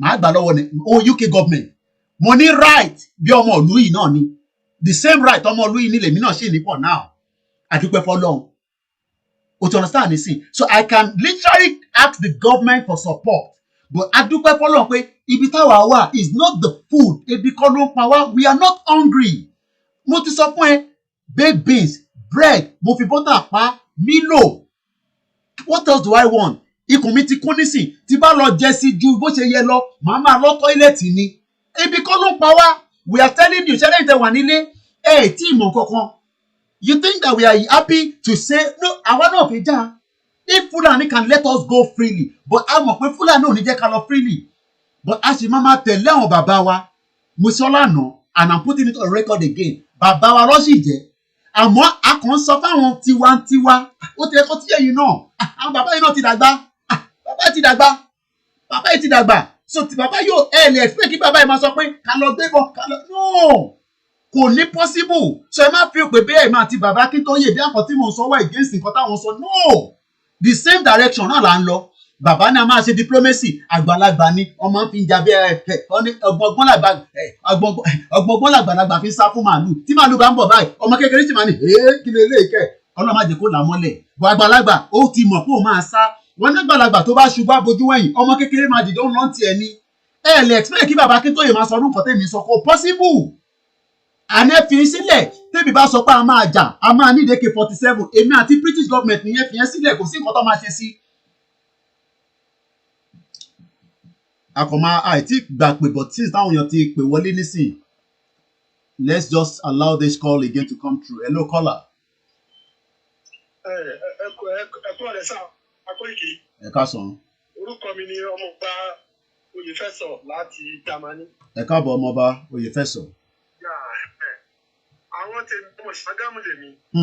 àwọn tèmi Ṣàgámù tí bá bá wọn sọ̀rọ̀ wípé nǹkan tèmi rí tẹ̀yìn tẹ̀wá lẹ́ẹ̀dì máa rí. ìka máa sọ fún wa pé ó di ẹ̀mí tí mo ti lálàá ẹ̀rí tó kù ìbá máa ṣẹlẹ̀ Ṣàgámù máa. ó di ẹ̀mí tí mo ti lálàá yẹn mo dẹ̀ ń pè wọ́n pé ní ọjà ọmọ bàbá ní Ṣàgámù yẹn ó pè lọ́jà sábò. àwọn mọ́lá ẹ̀dẹ̀ ló donate bẹ̀ jù. mo dẹ̀ lálàá pé they come in thousand dem wọ́n dẹ̀ bẹ̀rẹ̀ sí ní ṣùkú lọ́jà yẹn. nígbà àwọn ti ní pé ẹ gbó kẹlọ́ máa dàjẹ́ sára àwọn ilé ìlú pé lọ́dún fẹ́ dé táwọn ìṣẹ́jọ fi apàtì táwọn ìlú aṣọ ọdún. ó yà mí lẹ́nu ẹni bá wà láyé ló máa ṣọdún. nǹkan tí àwọn táwọn bí ẹ̀kọ́ ń pè pé àwọn tó ń gbà wà tẹ́wọ́n ibi tí kò ti wà ní àbúrò ọ̀rọ̀ yẹn kọ́ ó wù mí kan kí nǹkan wá níbẹ̀ ìlú ilé kò dá bẹ́ẹ̀ ni ẹ̀yin tẹ́ wà lé ẹ tó gba túwọ̀ bá lè ráyè sàkúrò lé ibi tó ṣe wà ẹ protect life ẹ ṣòkú gbé sára ẹ protect ara àti kọ́ máa mú àkàrà lọ sí lọ́sẹ̀ kọ́ máa ṣe pàtì ni ó ti pa Yorùbá jẹ́ ọgbà tó ti kọ́ táwọn arí bíi ṣe ọkọ̀ pé ìwọ̀n tó wà bẹ́ẹ̀ kọ́ pariwo ló ariwo ló kàn jọ ló fi ti wọn náà kọ́kọ́ tó mẹ́ni ti àwọn ìṣẹ̀bá pàtì formation tí wọ́n gbogbo bá ìṣẹ̀lẹ̀. ṣé mọ̀ pé bẹ́ẹ̀ ṣe ń sọ̀rọ̀ yẹn mo kàn lọ Google Ṣàgámù Sábó now it took me back to May 10 màá fi fídíò yẹn wọ̀n nísìn ẹ̀yẹn máa sọ̀rọ̀ lọ tí àwọn Fúlàní tó ń já wọn nínú tírọ́ọ̀kì rẹpẹtẹ fídíò yẹn lélẹ̀ this was in May. ó tiẹ̀ ní ogun tó ṣẹlẹ̀ ní bóyá 2000. ó sì ní ẹni tó jẹ́ lórí àwọn mìíràn àlàyé Ṣàgámù ló wà. tó jẹ́ lórí àwọn mìíràn àlàyé Ṣàgámù ló wà. wọ́n ti mention statement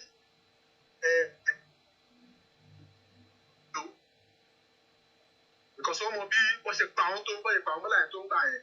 àwọn tí náà ń sìn wọ́n dẹ̀ kó àwọn mọ́lá yẹn wá everyday ló ń wọlé ẹni sùúrù bàbá wa ẹ jẹ́ kí n sọ fáwọn èèyàn ṣe rí land border tó ṣì I think bí Simon Ekpa ṣe sọ it might be a deal between this government láti tún jẹ́ káwọn Fúlàní yẹn tún wọlé sí mọ́ nítorí pé land border tó ṣí nísìn ó tún ní meaning ẹ má jẹ́ ká sùn para.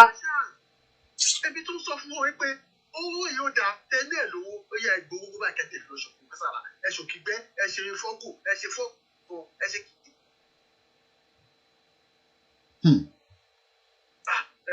ọdún jàre ọdún máa dé yìí táàbí sí fàájì ọdún ni àfàájì ọdún ni ẹgbẹ́yìn ẹ̀dẹ̀ máa rí kí ló tó ti ṣe báyìí aláyé ó dẹ̀ méjì tí mo ti lálàá yẹn lọ́jà yẹn ti dà síbẹ̀ wọ́n dẹ̀ pààyàn kan ó tiẹ̀ méjì tí mo ti lálàá yẹn wọ́n á gbà ẹ̀yin tèmi pọ̀ mi sáà dé eré àyè ibẹ̀ nílé bàbá mi wà.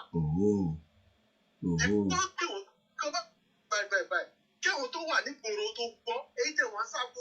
ṣe mọ̀ pé ní ilé ìtàtẹ̀ tó fẹ́ disconnect mobile phone ní sísá máa disconnect àwọn numbers ẹlòmíì ọ̀tẹ̀ ní rárá ìpè mọ́ látàbúlé ní sí àtẹ̀sí ń gẹ̀tì wọn tẹ́lẹ̀ lábúlé àní gẹ̀tì wọn mọ́ ẹ wo truck tó fi gbé wọn wá nísìn ẹ wo truck tó fi ń load wọn ẹ wo truck this was in May ẹ wo bàtà tí ń pariwo Fúlàní kí ló wá ṣe ẹ ti pọ̀ jù kí lẹ́ ń bá wa ṣe lẹ́kọ̀ọ́ kí lẹ́ ń lọ ṣe ní Ṣàgámù kí lẹ́ ń lọ ṣe ní Èkìtì. ẹ má tẹ̀gbọ́n mi sọ̀rọ̀ ọ ní nǹkan tó dé sọ yìí gbogbo ẹ̀fìgbẹ́ ẹsẹ̀ wọn Málàní. wọ́n ní gbogbo wọn ti wọ́n wá láti gbogbo ọ̀nà tẹ̀lé ságbà. gbogbo ọ̀nà tẹ̀yìn gan òmò tẹ̀yìn ìjọba òdìbò ọlọ́kadà yẹn ti wọ́n pẹ̀lú ọlọ́kadà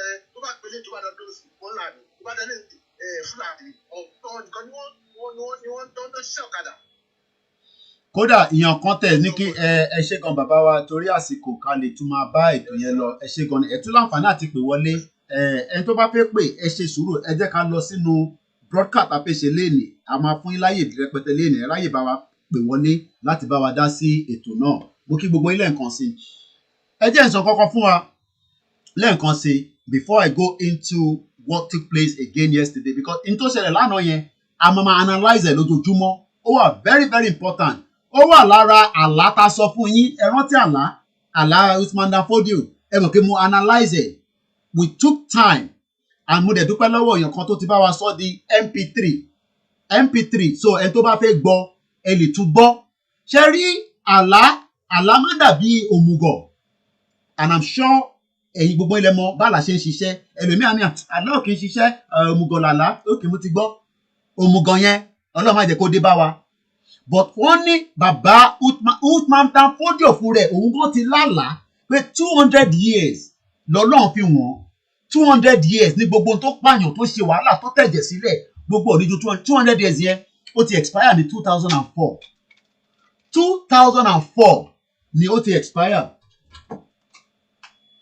You want to sit down? Yeah, come and sit down, that's it. Yeah, sit down there. 2004 ni ó ti expire.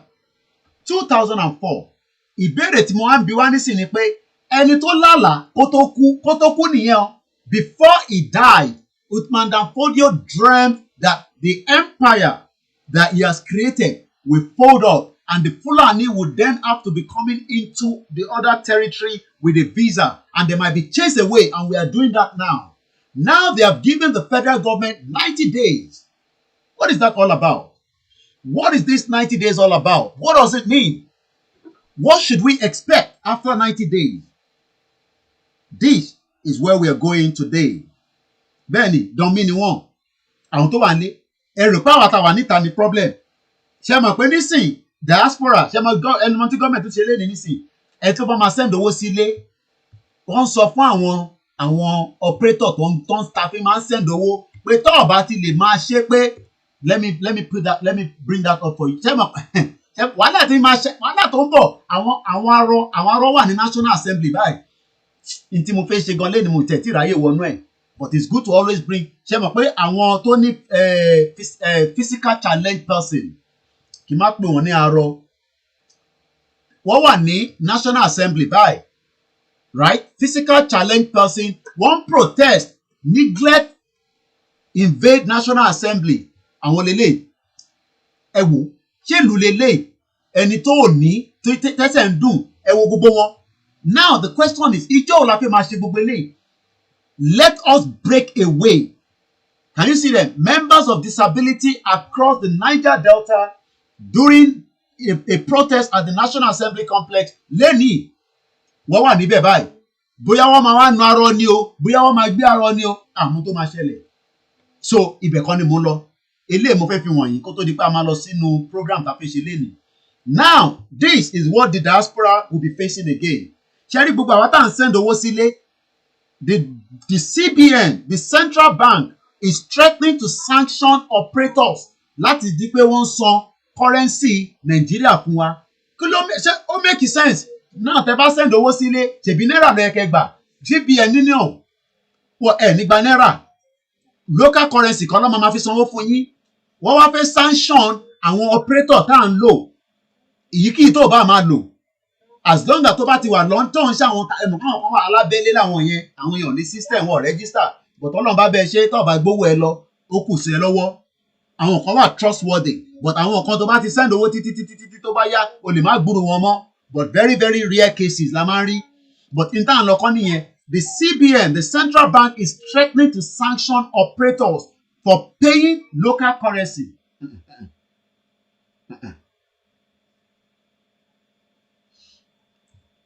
Now, my question is, the Central Bank of Nigeria has warned operators against paying recipients àwa diaspora tá à ń send owó sílé pé kó máa fún wa ní local currency. Owó wo ló fẹ́ máa fún wa? Now, ṣe rí pé gbogbo kìíní tá à ń sọ yìí, ó máa dàbí eré.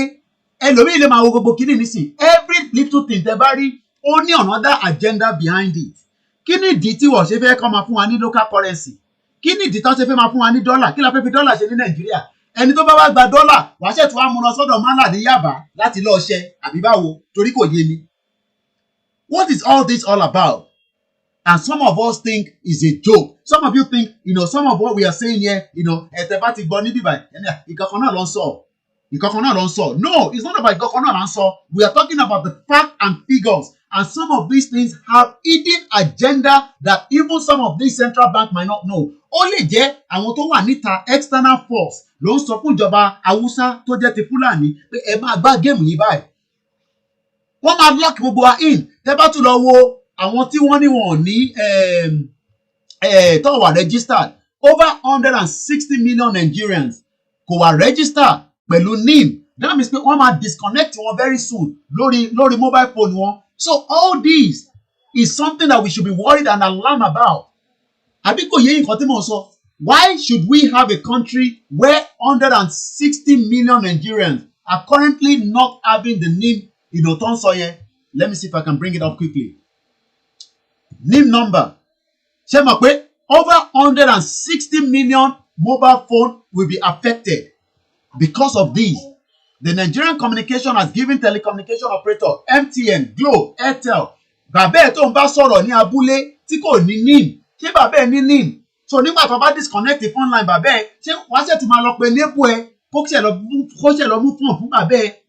Let us think about all this. There's a problem coming, but we are not seeing it. Everybody's thinking it's a joke. Why is all this happening now? Because they know that the Yoruba people are smart and they want to make sure that they break our bond with the Igbo. Wọ́n ti mọ̀ pé àwọn àti Igbo nísìn ẹnu wọn ti ń kò. Whether you don't like them or not, at least àwọn náà fẹ́ freedom, àwọn náà fẹ́ freedom. Àwọn Niger Delta náà fẹ́ freedom. And this now takes me to the conversation that we want to go in today. Ẹ jẹ́ ká kọ́kọ́ gbọ́ bàbá wa lẹ́ẹ̀kan sí, and then I will go straight. Oh, okay. Let's go straight into this one anyway. And people's insanity.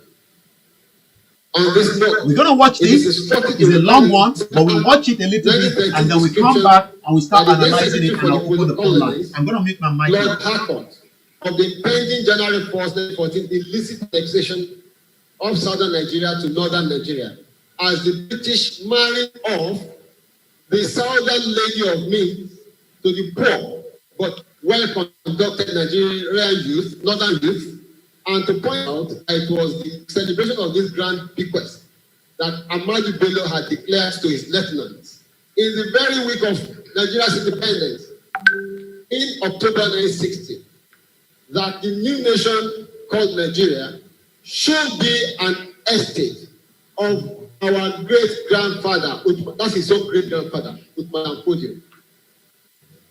We must ruthlessly prevent a change of power. We will use the minorities of the Middle Belt as willing tools. God forbid.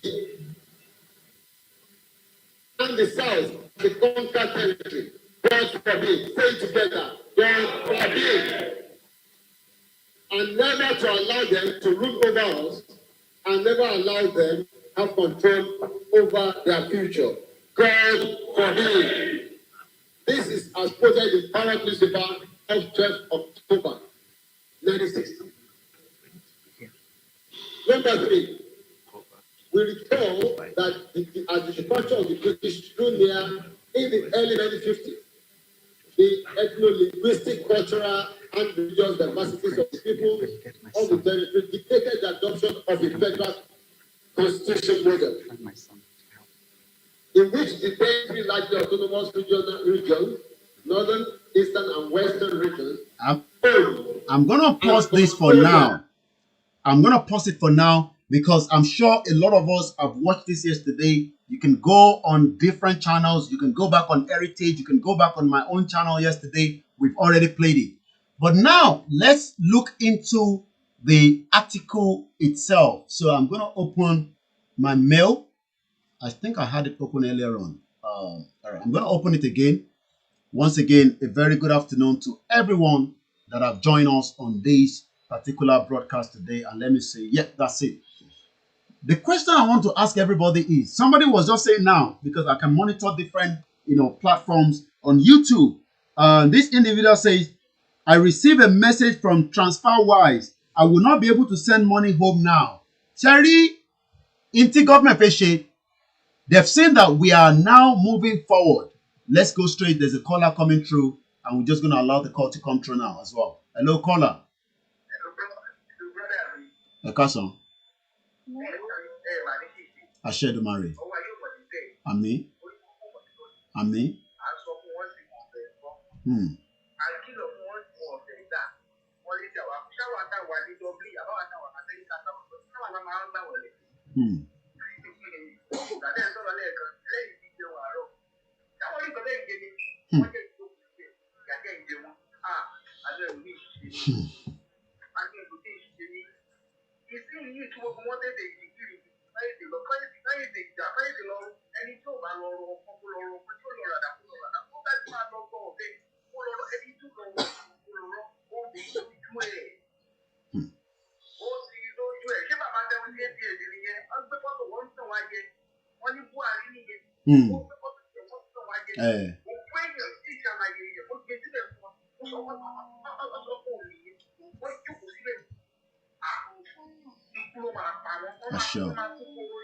Ashedumare. Ashed.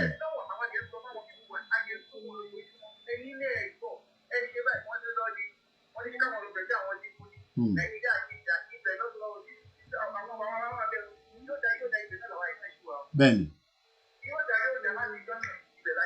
Ben. Amen.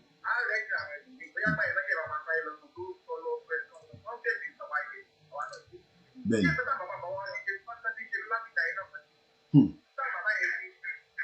Ben. Ben. Till he finds.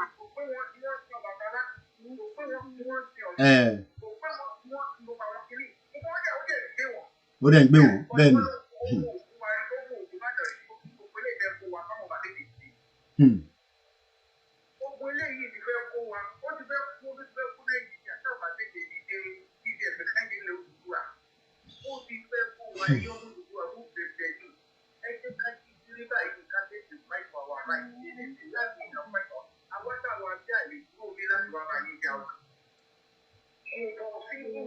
Bẹ́ẹ̀ni, impossible.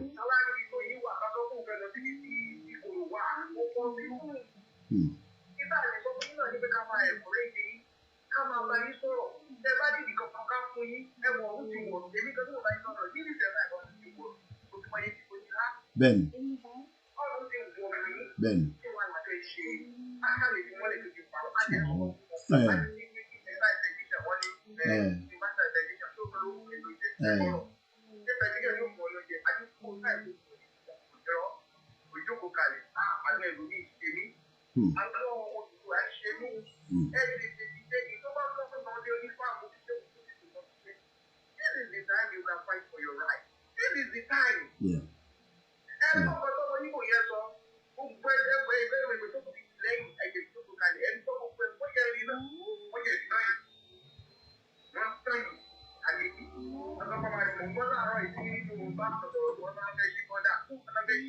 Iná àwọn èèyàn wá ń dùn wọ́n mọ̀ pé bọ́dà tó ṣí yẹn wọ́n tún fi ń kó àwọn bòròró wọlé ni àwọn Fúlàní.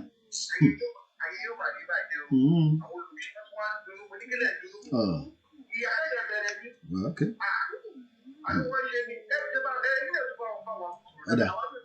Ọ̀dà no problem ẹ ṣé gan ni bàbá wa Ashedumare.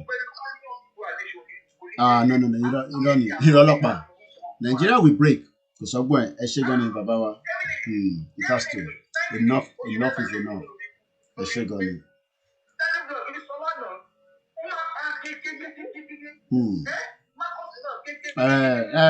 Kò tí ì yé wọn ni.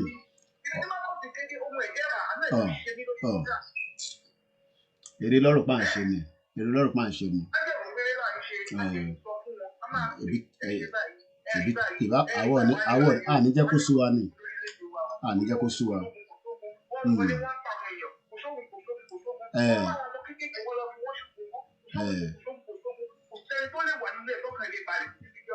Security kẹ ní security sí security.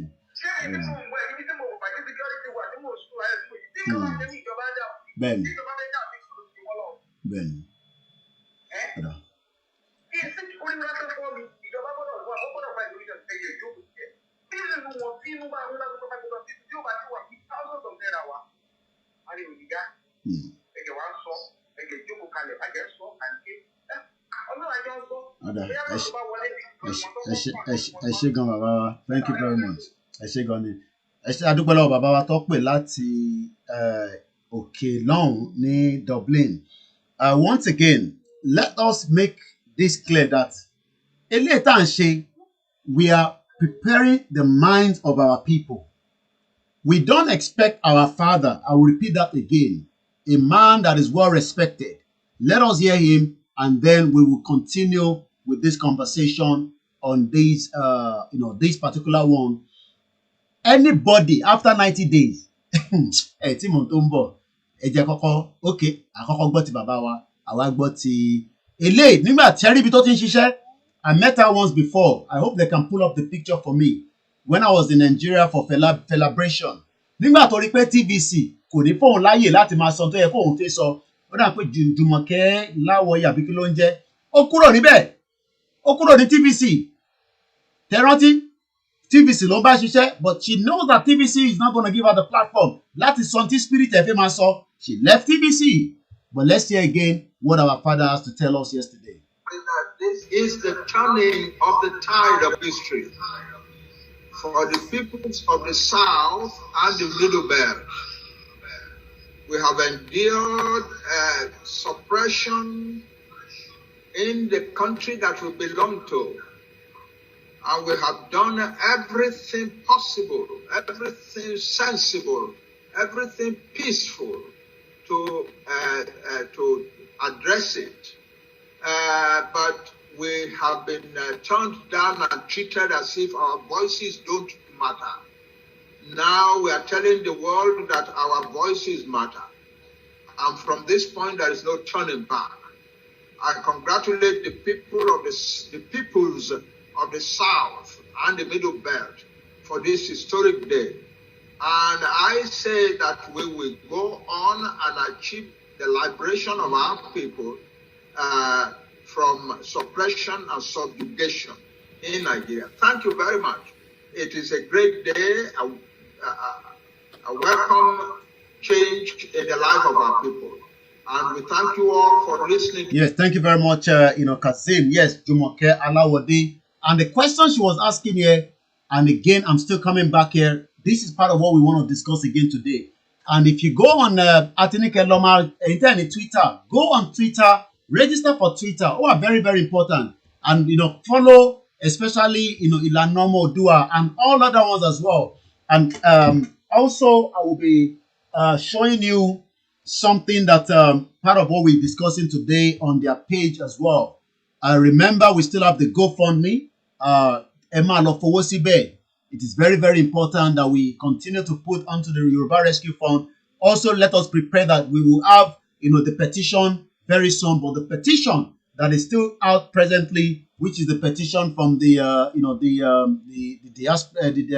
Biafra, let us continue to go and share that as well. Now, if I come here, before I play Jumoke Alawode, Sherry, this is what the picture says. And I'm sure you got the message. And one more talk kidnap. And this is what it says here as well. Boko Haram released video showing the adopted Kankara school boys. Tobajo Motieni ko, Mafishiro Motieni, forget about whether they are Hausa or they are in the north. Think about it if these ones are your own children. Tobajo pe ọmọ tiẹ̀ tó ń sanwó fún ní boarding house. Lọ lọ sí boarding house wọn, lọ lọ kọ́ àwọn ọmọ yẹn, ṣé inú tiẹ̀ máa dùn sí? So let us remember that. Now let's come back out again here. A very good afternoon once again to everybody. The time is exactly 12 minutes past. Rather than think about the economy, Nigeria, this man they call Buhari, this imposter, is visiting his cow. And I'm sure you all remember, I don't want to go that far. There was something on their Twitter that I want to pay. From yesterday, after yesterday proclamation, kí ló ń pè ní proclamation? Ẹ jẹ́ kí n ṣe breakdown ẹ̀ fún yín. I have the time today. Yesterday we went into the whole everything ní mo kà lánàá. I won't do that today. but I will just summarize it. But today, what is the meaning of proclamation? What is the meaning of this word? Proclamation. A public or official announcement dealing with a matter of great importance. And that was what took place here yesterday. Let me see if I can fast forward it and just hear a little bit again from this speaker. 4 regional and 1 federal, and the imposition of unitary constitutional instruments by military decrees, one of which by May 27, 1967, broke up the erstwhile 4 regions into 12 states and swept away the autonomy of the regions, whilst hijacking and confiscating the assets and rights of the regions.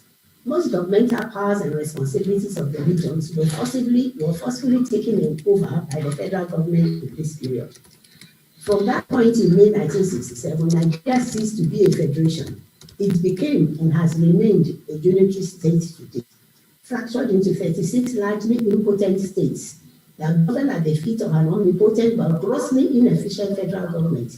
Did you hear that word? Impotent. We have 36 states that are impotent. Into le jade. Thank you very much, Mr. Kinde, also for reminding me the name of that girl was Jumoke Alawode. I have a picture with her, with the rest of our team at one of my visits to Nigeria at Celebration. I'll pick up that picture and I'll show you all in just about a few minutes. What are we discussing today? We are discussing this information. Very, very important. Yesterday proclamation. Nigeria, as it is now, is officially a disputed territory. Kí ló ń pè ní disputed? Ẹ jẹ́ ká tún ṣe breakdown. Gbolo sálọ nísìn. Nigeria is a disputed. Tó bá ní pé a dispute nǹkan. Ẹlòmíì ò tí mọ̀ nǹkankan. Ẹ jẹ́ ká tún gbọ́ meaning ẹ̀. Dispute. Dispute. But àwọn sọ pé disputed. But dispute ni argue about something. Àti argue lórí Nigeria nísìn. Àti debate lórí Nigeria nísìn. Àti discuss. Àti quarrel. Àti argue. Àti disagree. Similar. So tá bá sọ pé à ń cherry gbogbo eléyìí tá a ṣe nísìn. Òun là ń pè ní awareness. Tó bá dé stage kan, a máa ma debate. Tó bá dé stage kan, a máa ma discuss. Tó bá dé stage kan, a máa ma bára wa jà. Quarrel. Ìjà ni. So tí bá sọ pé a máa jà, a máa quarrel. But mo expect kí bàbá wa tí mo fi tọ̀wọ̀tọ̀wọ̀ dárúkọ Professor Banji Akintoye. Ṣárí gbogbo ẹ̀yin tán ní HANDBILLS ó fẹ́ ṣe tiẹ̀ lọ́tọ̀ ní shut up your mouth. Shut up your mouth. Ṣé you expect kí bàbá Akintoye máa jáde kó máa sọ pé a máa jà? Èmi bí yín ni. Expect bàbá kó sọ pé a máa jà. It's not going to happen. Mo kí gbogbo ẹ̀yin aláàjì, mo kí gbogbo ẹ̀yin aláàjà, mo kí gbogbo ẹ̀yin tẹ́ ń nawọ́ sí wa kò ní tán níbẹ̀. Bẹ́ẹ̀ ṣe ń nawọ́ sí wa làwa náà nawọ́ sí àwọn tó wà nísàlẹ̀. Kí iṣẹ́ lè máa lọ. Àwọn ò ní dúró. But in terms of pé látàná, thank you very much, my beautiful sister. She doesn't like me to mention her name, and I'm sure she should have been at work by now. But I won't go into too much details. And I'm sure some of you wants to know. The platform will let Martin Daruko only the Facebook. But not everybody wants us to mention their name on the broadcast. But I do appreciate everybody. Then, Mama Wateni Omologo, Charina ti sin látàná. Nigeria ti du ìlú ṣẹ́rí ìwé táwa ti ń ṣe bọ̀ láti jọ́ ẹ̀ àwa ti sọ pé already pé that country àti ń debate lé lórí àti ń discuss àti ń quarrel tẹ́ bá lọ sórí péjì Simon Ekpa the same thing làwọn náà ń ṣe so ẹ jẹ́ kí n sáyé kọ̀ yàbàrà díẹ̀ sọ́dọ̀ Simon Ekpa tí òun náà ṣe lánàá kí ló wà nù ilé bàbá gọ́sìmẹ̀ ilé ti kú ṣé Buhari lélẹ̀ ẹ wo picture yìí dáadáa. Ẹ wo picture yìí dáadáa. Ẹ rántí wọ́n gbé flag Boko Haram. The same Boko Haram tó kidnap àwọn ọmọ yìí.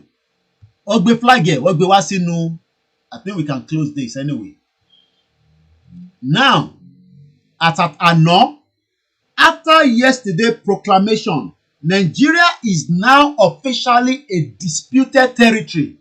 Any country, organization tó bá yá lówó at their own risk.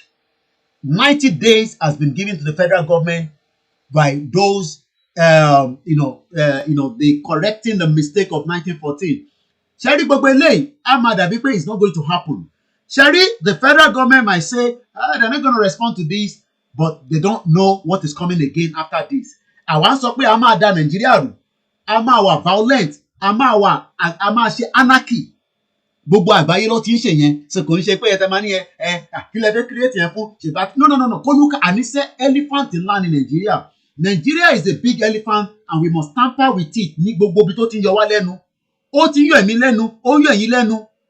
Àṣé ojoojúmọ́ ni problem wà nínú ẹ̀. Ẹgbọ́n kan tí ya ìsọ̀lẹ̀ nǹkan, ó ní is an impotent. Ẹja tún gbọ́ díẹ̀ sí. 68 items on the federal exclusive list, legislative list, as encapsulated by the imposed 1999 Constitution, which is a wholesale carryover of the equally imposed 1979 Constitution, despite the bogey called the 1977 Constituent Assembly. Since the 17 amendments introduced by Obasanjo's Supreme Military Council in September 1978 overrode the clean draft of the Constituent Assembly of 1977. And that is what has... I'll pause that again. It's a long one, and I'm not really... Buhari at 78. I know this man very well. I know him very well. I know him very well as well. But I want to show you something on Simon Ekpa. And to will show Simon Lano. And he said, I'm a queen who he said, Nigeria irony. This was Simon Ekpa yesterday. Use your phone. So Mr. Liam, welcome. Can we hear from you? How have you been hearing about in Nigeria and what is going on there? Can you tell us a bit about yourself too? Well, most of the information I get from kind of like. But what I'm wondering is, where is the UN in all of this? Are there any NGOs out there trying to solve? Yeah, Mr. Liam, you are wondering where is the UN? This is exactly the question everybody is asking. Everybody is asking this question. Where is the UN? And of course, that is the reason why we are bringing people like you, because this issue to save humanity is going to come. It is something that everybody has to be part of. There has been little or no effort from the United Nations. Only recently, after the killing of innocent Nigerians who were protesting against the police brutality in Lagos, only after then, the UN started showing some kind of interest and started making some kind of statement. But prior to that, the killings of innocent Nigerians, Christians, and Biafrans has been going on since 1960 or even before 1960. And on daily basis, people are being killed. And most of these people that are being killed in Nigeria are all Christians. And, we have... the COVID, having... I think this is the right direction. What the CA thinking about the possibility? So long, 1948 became a republic and fully running. So it is possible, and I think you can do it, and I think you probably have the will.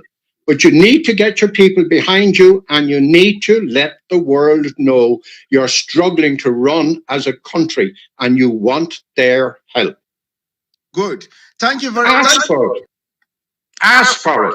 If you don't ask for their help, you won't get it. Thank you very much. We'll come back to that. Remember that. Now, when people say this dispute, it might mean nothing to you. But the thing is, October 1st, I said we will disrupt the system from outside. We will make life miserable for the Nigerian government. They already want to make life miserable for us by asking us now. Some of you, now, if you send the they will not pay you at the local currency. They will deal with the diaspora because they realize that our money is also the engine to kill the country. Owó tiwa tá ń send láti ta. Ṣé gbogbo ẹ̀yin tẹ́ ń náwó sí wa, owó yẹn làwa fi ṣe jàǹbá fún Nàìjíríà.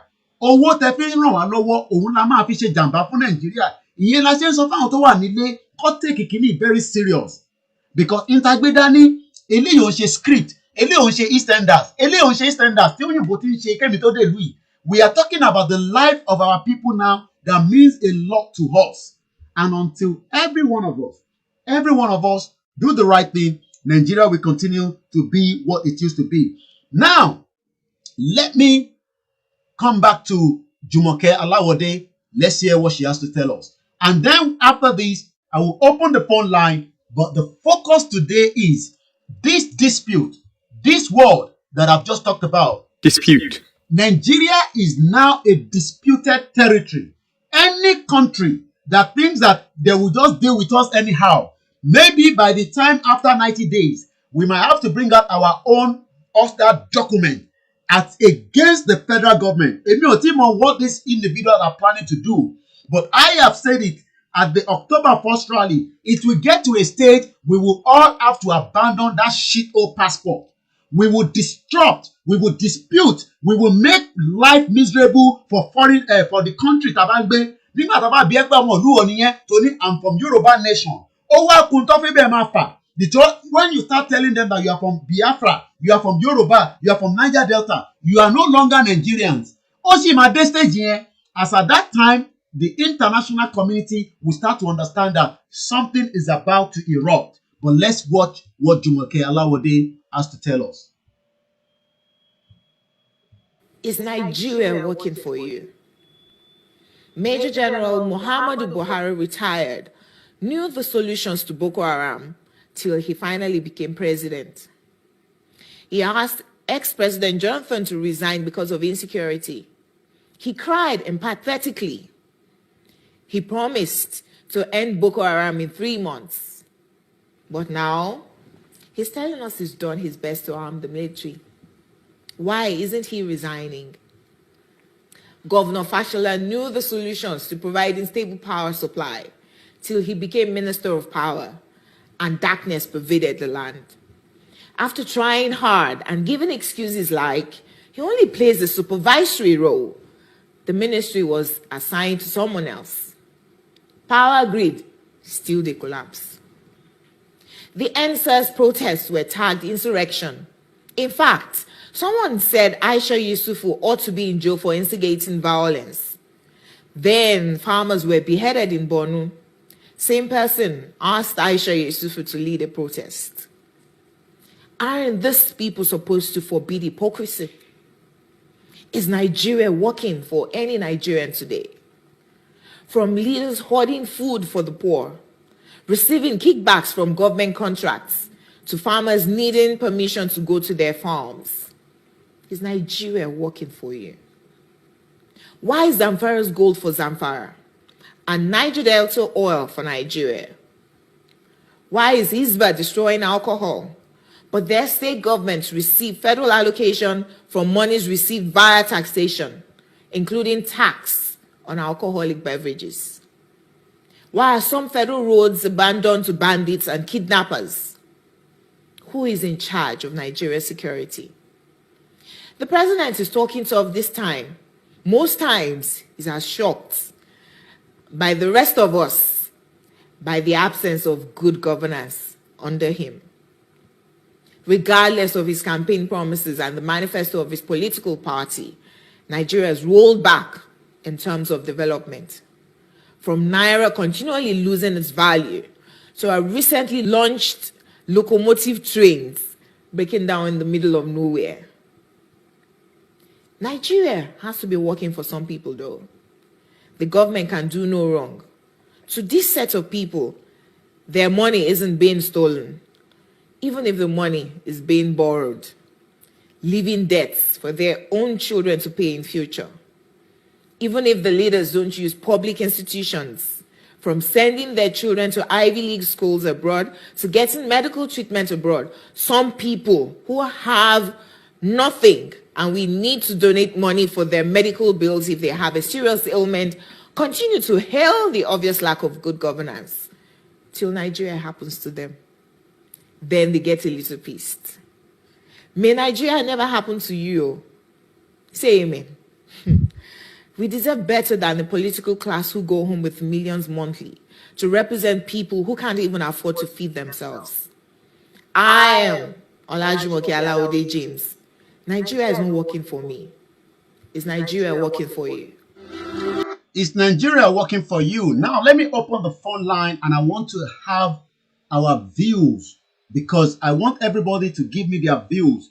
Now that we want to correct the mistake of 1914, if you have not received this article or this press release, Ejekimo, I will send it to you. It's a disputed territory now. What should we do extra? Maybe to add to what we are doing already. Wọ́n ní ọmọdé gbọ́n àgbà gbọ́n dáfídá lè fẹ̀ àbí bẹ́ẹ̀ kọ́. Ìtawà fẹ́ ṣe nígbà táwọn ilé ìgbé tí wọ́n jáde ó yàtọ̀ sí nípa fẹ́ ṣe lóòótọ́ but ìtawà fẹ́ ṣe kò wà delay èmi ti sọ and I will still say violent anarchy ó máa ṣẹlẹ̀. From January I have said it that all our politicians in the southwest have become our enemy from January because they cannot continue to sit and see the situation and continue to say that we want one Nigeria. Ẹ̀yin onígan òní nísinmi bẹ́ẹ̀ ṣe fáwọn tó wà nílé nísinmi àwa gan òní fẹ́yìn náà nísinmi and that's the fact and I'm not scared to say that any day anytime. Ní nísinmi and if anybody knows where they are living, you know their businesses, whether in abroad, even let me look, those of you working in the bank, you know all their details. Give it to us. Send their bank statement. Don't worry, I will protect you. Nobody will know that you are the one that sent it to me. Just send me to. Already we have some bank statement that we have kept. I told you that before, but we need more. Every of their businesses, hotel lonini, beer parlor lonini, even ìyàwó wọn tó ní shop tó fi ṣe proxies. Let us have all this information. Emma, send it to our media. Send it to Heritage. Send it to Tenny Blog. Send it to Dara Talk Show. We need to start exposing. I'm not interested in the other one. I'm talking about the Yoruba politician. Some of you know them. Guest house, no nini. We was submitting guest house. We will make that guest house unbearable for them. And you never worry. Take picture. Ya video. Send the siwa. Omobi tó ti jẹun. Bí alára àárọ̀. Omobi tó ti mu. Omobi tó ti gbàṣẹ́wó. Emma, send the book. These are the information. And let Emma soon. This is not the time to sleep. Ẹ̀yin náà máa ṣàìsùn pẹ̀lú wọn ni tó bá ṣe ń kúrò nínú house of assembly wọn ìwọ náà gbọ́kadà wàá tẹ̀lé lẹ́yìn nítorí pé kò lọ́lé ẹ̀ nítorí pé ó ní girlfriend kan níta àlọ́ kidnap girlfriend ẹ̀ yẹn nígbà tá a bá kidnap girlfriend ẹ̀ yẹn á jáde girlfriend ẹ̀ yẹn á rojọ́ ibi tó ṣe and let me tell you gbogbo politician Yorùbá owó wà nínú ilé wọn wọ́n ní strong room tó tọ́jú sínú yàrá wọn ibẹ̀ lọ ti ń gbowó jáde wọn lọ bank working lọ bank they don't go to the bank.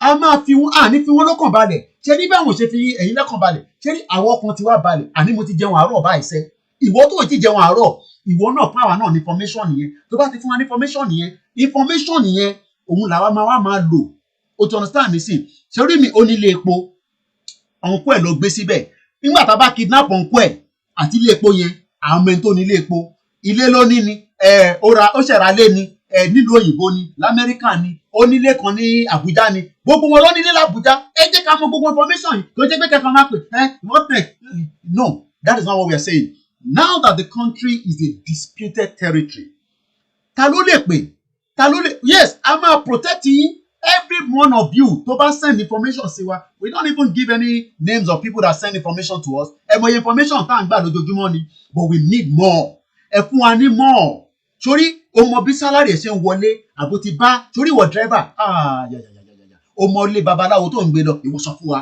ọmọ ilé olùṣègùn tó ń gbé lọ sọ fún wa ìwọ dírẹ́fà ìwọ tó ń dáná fún wọn sọ fún wa torí gbogbo information yìí èyí náà máa fún wa o fẹ́ jìyà kú ni tí o fẹ́ jìyà kú ni o mọ̀ fáwọn ọmọ ẹ̀ wà nílùú òyìnbó wọ́n máa délé nísìn wọ́n máa ṣe yọ̀tọ̀ mi daddy welcome I'm back from America I'm back from Istanbul I'm back from Dubai ìwọ fún àwọn information yẹn a máa kidnap àwọn ọmọ wọn ni àpò òṣèré a máa kidnap àwọn ọmọ wọn ni nítorí pé àwọn ọmọ kan lọ kidnap nísìn and I think somebody said I should go to Sahara Reporter. The line is open if you like to add your voice.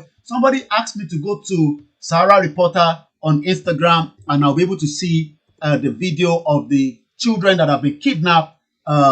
Let's quickly go to Sahara Reporter. Thank you very much, my brother. And I tell you, I read all the comments. Okay, that was the video there. Let's watch this video together.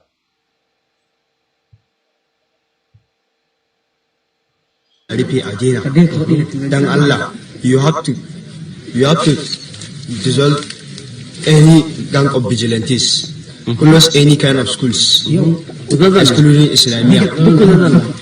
Shi ne za a gada ma gwamnan Katsina ya gansu suna cikin ƙoshin lafiya ga suna da ganin su kasan suna cikin ƙoshin lafiya.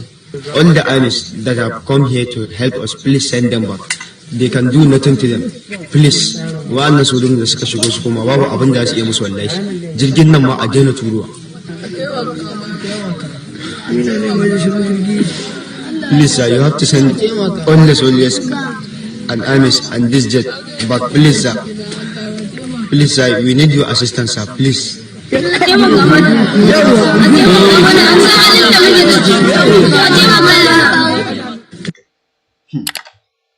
Now, I'm going to play it again, but this time I'm going to mute the mic.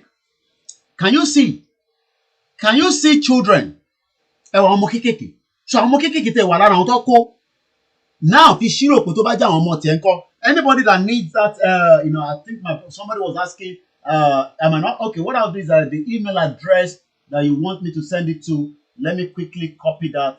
And what I'll do is I'll send that to you. Anybody that needs that, please let us know. We will send it to you. Or you can also, send me a WhatsApp and I will make sure you have a copy. Every one of us must have a copy. But let's watch this video one more time. And this time around, I will mute my mic so that there will not be any noise from the background.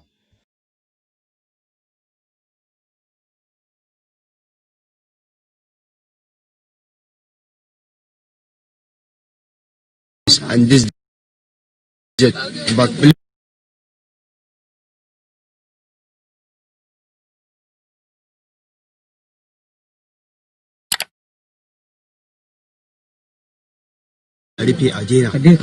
Dan Allah, you have to dissolve any gang of vigilantes, close any kind of schools, excluding Islamia. Shi ne za a gada ma gwamnan Katsina ya gansu suna cikin ƙoshin lafiya ga suna da ganin su kasan suna cikin ƙoshin lafiya. All the armies that have come here to help us, please send them back. They can do nothing to them. Please, wa'annan sojojin da suka shigo su kuma babu abin da su iya musu wallahi. Jirgin nan ma a daina turuwa. Please, sir, you have to send all the soldiers and armies and this jet back. Please, sir. Please, sir, we need your assistance, sir. Please.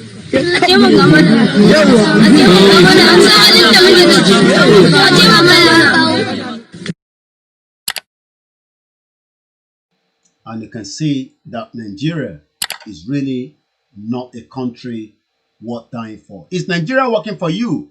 Let's come back to this proclamation that we're still discussing again.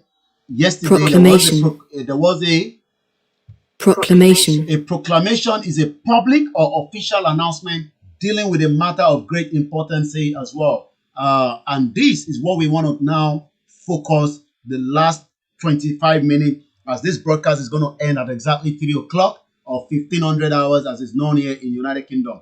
Eroti, Emma Lodawosino Biba is very, very important. The Yoruba Rescue Fund. Even if we say we want money as the media, because this one is not an immediate money that anybody is going to touch. This money, anybody might touch.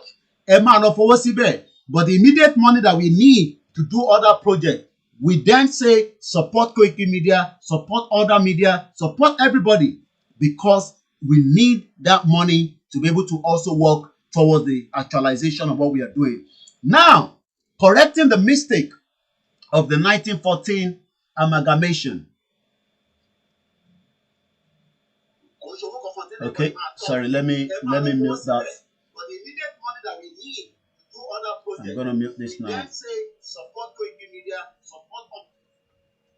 Okay, once again, a very good afternoon and welcome to the broadcast. And we are almost there. We're almost there. Once again, afternoon to those of you on our MixLR platform as well. Share the broadcast while we are now going into the last 20 minutes or so of this broadcast. Okay, I'm not sure why this is not giving me the opportunity to note it here. So, Nigeria is now a disputed territory. What does that mean? Correcting the mistake of 1914. The reason why we have been fighting, talking, engaging every blessed day is to make the world to know that Nigeria is got a problem. And that problem is part of what we are doing now. We want to solve that problem. Sir, we are not hearing what you're playing. Oh, okay. Sorry about that. Felix, I might have to get another very big speaker so that you guys can hear me as well. Anybody that wants it, just send me a WhatsApp. We are doing and also I will try my best. It might take maybe some few days to translate it to Yoruba. So everything you are reading here will be translated to Yoruba as well. I'll be working on that, to make sure that we can translate it to Yoruba as well.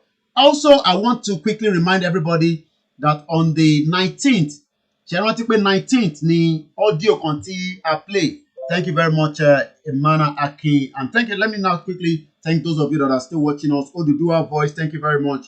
Akiyemi Peter, thank you.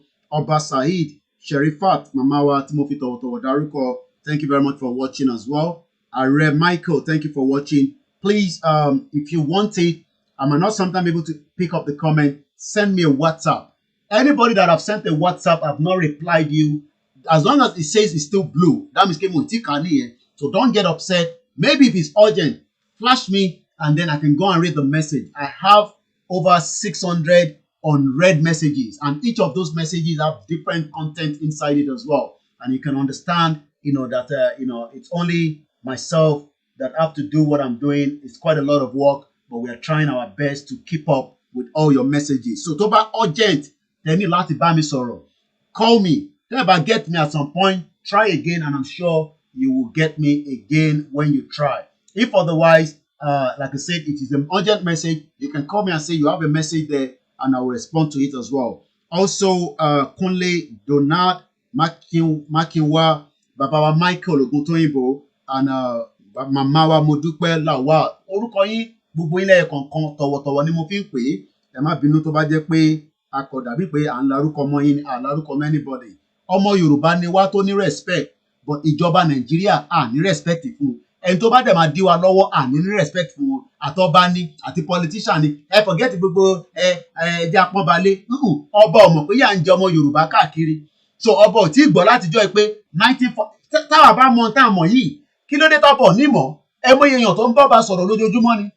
So ilé táwọn ń ṣe ọba ti mọ̀. Now ẹ máa sọ pé federal government ló sọ fún, kí federal government má sọ fún wọn mọ́, àní kí diaspora máa sanwó fún wọn.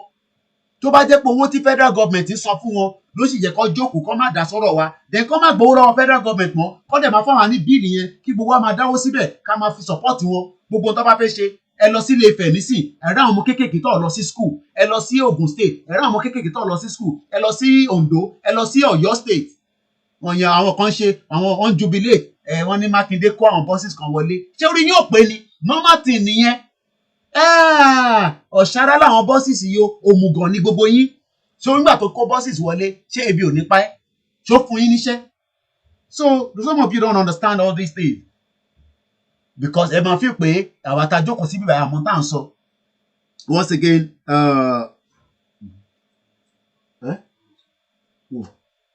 it's up. All right, let me just 1 second. Anyway, àti fẹ́ parí ètò. Ọmọ Òdùwà yẹn ti dìde tiẹ̀. Wow. Yeah, I know. All right. We're almost there. Adedeji Olayinka Tayo, thank you very much for joining. Mamawa Omolayo Ayo Eshegoni. Bashiru Mustafa, thank you as well. 1 minute. Emma Binukwe, I have to disconnect my camera, and I'm sure you probably understand the reason for that. Again, the line is still open at exactly 3 o'clock. Like I said, we will bring the broadcast to an end. I'm just trying to, appreciate and recognize some of you that have. If I have not mentioned your name, Emma Fishe Binurara, Baba Fatah Yusuf. Kenny. Eh? What do you want? No, mommy, Baba's gonna out. The bit can around. Okay, good to go. Hello, yaba yaba. All right, Chris, and all the Biafra as well. I'm still, engineer Olatoye. Mo kí engineer wa, gbogbo ẹ̀yin lecturers wa tẹ́ wà ní Nàìjíríà, ẹ bá wa máa sọ fáwọn èèyàn pé a ti fẹ́ correct the mistake of 1914. A fẹ́ kúrò nínú Nàìjíríà. Nigeria has become a disputed territory. Nigeria is a disputed territory, and we must make sure that we end Nigeria. It's not working. It is not going to work, and there's no point wasting our time on that as well. And also, Vivian Akin, Timothy Darukoyin, Alora Tosin, Adeoye, Ajibade, Nana Awele, Mamawa, Mumonto, to Darukoyin, Shegon Mamawa, Nuruddin Oye Kon, Oye Kon, Wo pe kon ise àwọn Yekan family is a big family as well. Mo kí gbogbo yín lẹ́ẹ̀kan sí mo kí màmá wa Alhaja Amadu. Every one of you that Alimi is Ola, Chris, Ajala, Mariam, and let me quickly also appreciate those of you on YouTube as well. We're almost there. I know there's now a kind of a distraction here, Yeah. Okay, 1 minute. All right, let's play music so that I can go and no. I think they play Shisha. Everybody about Shetala play Shisha. I still play and listen. All right, let me play this. Eja Gbele. Ọlọ́run dá ọ̀run òun ayé, ó fi ìpìlẹ̀ rẹ̀ lélẹ̀ pẹ̀lú ọgbọ́n ńlá àti òye ńlá àti ìmọ̀ ńlá. Ó dá olúkálùkù ní èdè tiẹ̀, ó sì fún wọn ní ilẹ̀ tiẹ̀.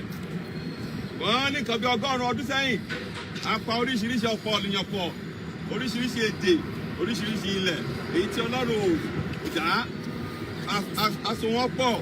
Ṣùgbọ́n ọjọ́ pé lónìí, nítorí ìnira tó wà nínú àìṣe gẹ́gẹ́ bí tí Ọlọ́run ṣe fẹ́, àìtẹ̀sí ọ̀nà tí Ọlọ́run fẹ́.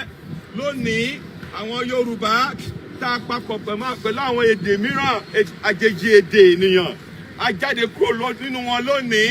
Nítorí lórí ilẹ̀ tá a wà yìí, ibẹ̀ lẹ́yìn tí àṣẹ yẹn ti wá, níwájú ilé tá a wà yìí, ibẹ̀ làṣẹ yẹn ti wá, wípé ká sọ Yorùbá pọ̀ pẹ̀lú àwọn àjèjì èdè ènìyàn. Ṣùgbọ́n lónìí lórí ilẹ̀ yìí gan la wá sí lónìí láti tú u ká, láti fọ́ ọ̀dànù, láti bà á jẹ́, láti kó Yorùbá kó padà sórílẹ̀-èdè wọn, kí olúkálùkù kó padà sórílẹ̀-èdè tiẹ̀.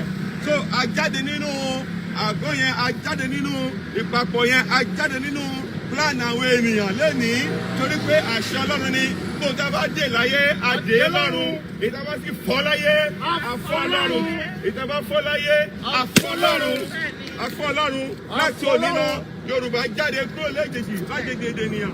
Láti òní lọ a jáde kúrò nínú àhámọ́. Láti òní lọ a jáde kúrò nínú ìṣẹ́. Láti òní lọ a jáde kúrò ní pàǹpẹ́ Sátánì òkùnkùn tó so wá pọ̀. Ajá tuntun, agbá òmìnira, agbá orílẹ̀-èdè tiwa, Odùduwà nation, Yorùbá nation, àbí lónìí, ajáde lónìí, àti fọ́ láyé, àti fọ́ Ọlọ́run, àti fọ́ láyé, àti fọ́ Ọlọ́run, gbogbo agbára tó bá so pọ̀, ó fọ́ dànù láyé, ó fọ́ Ọlọ́run, tàṣẹ lóòjó ń rọ̀, tàṣẹ ní ìrísẹ̀, iná inú àpáta kì í kú, àṣẹ Ọlọ́run ní àfọ́ láyé, àti fọ́ Ọlọ́run, àfọ́ láyé, àfọ́ Ọlọ́run.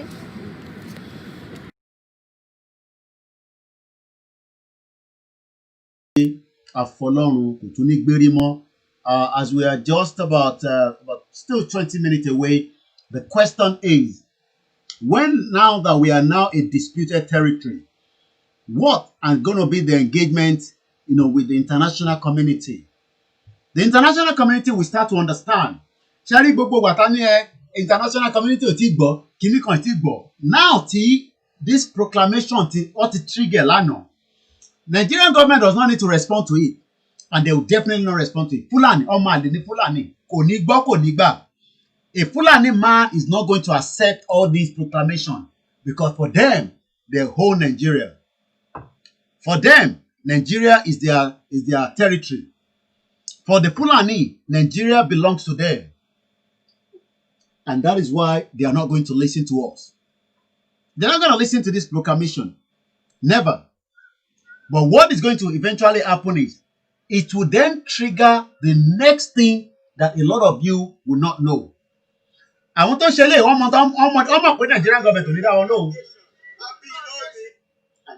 Wọ́n mọ̀ pé Nigerian government kò ní dá wọn lóhùn. Mo kí bàbá wa John Utuk, thank you very much. I greet everybody in all the 36 states.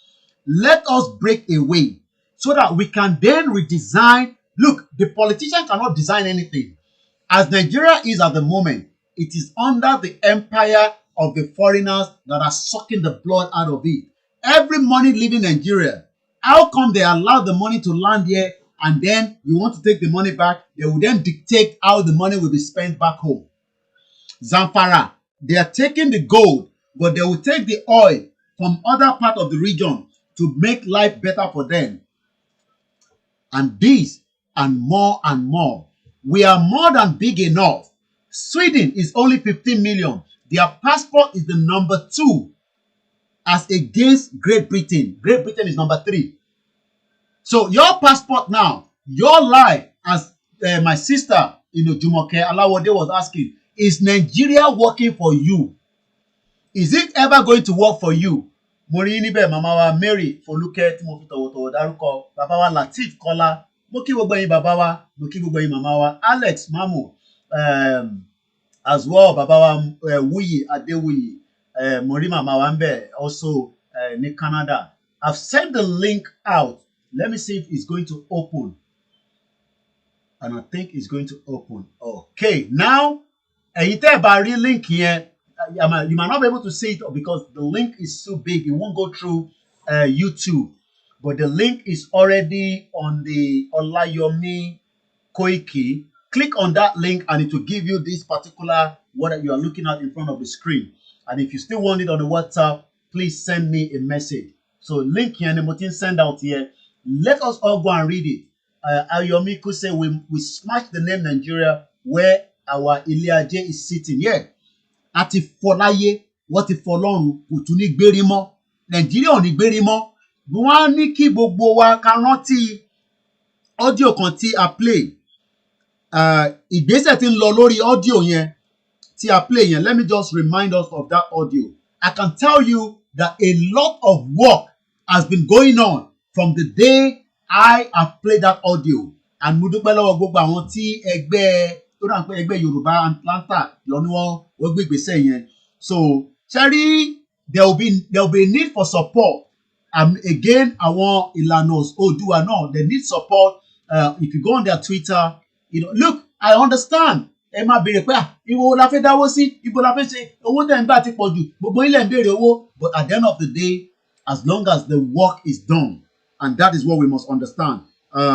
I'm going to give Babawa Laye quickly because I know I said 3 o'clock and this is when people want to call in as well. Ẹ̀gbọ́n sókè Babawa.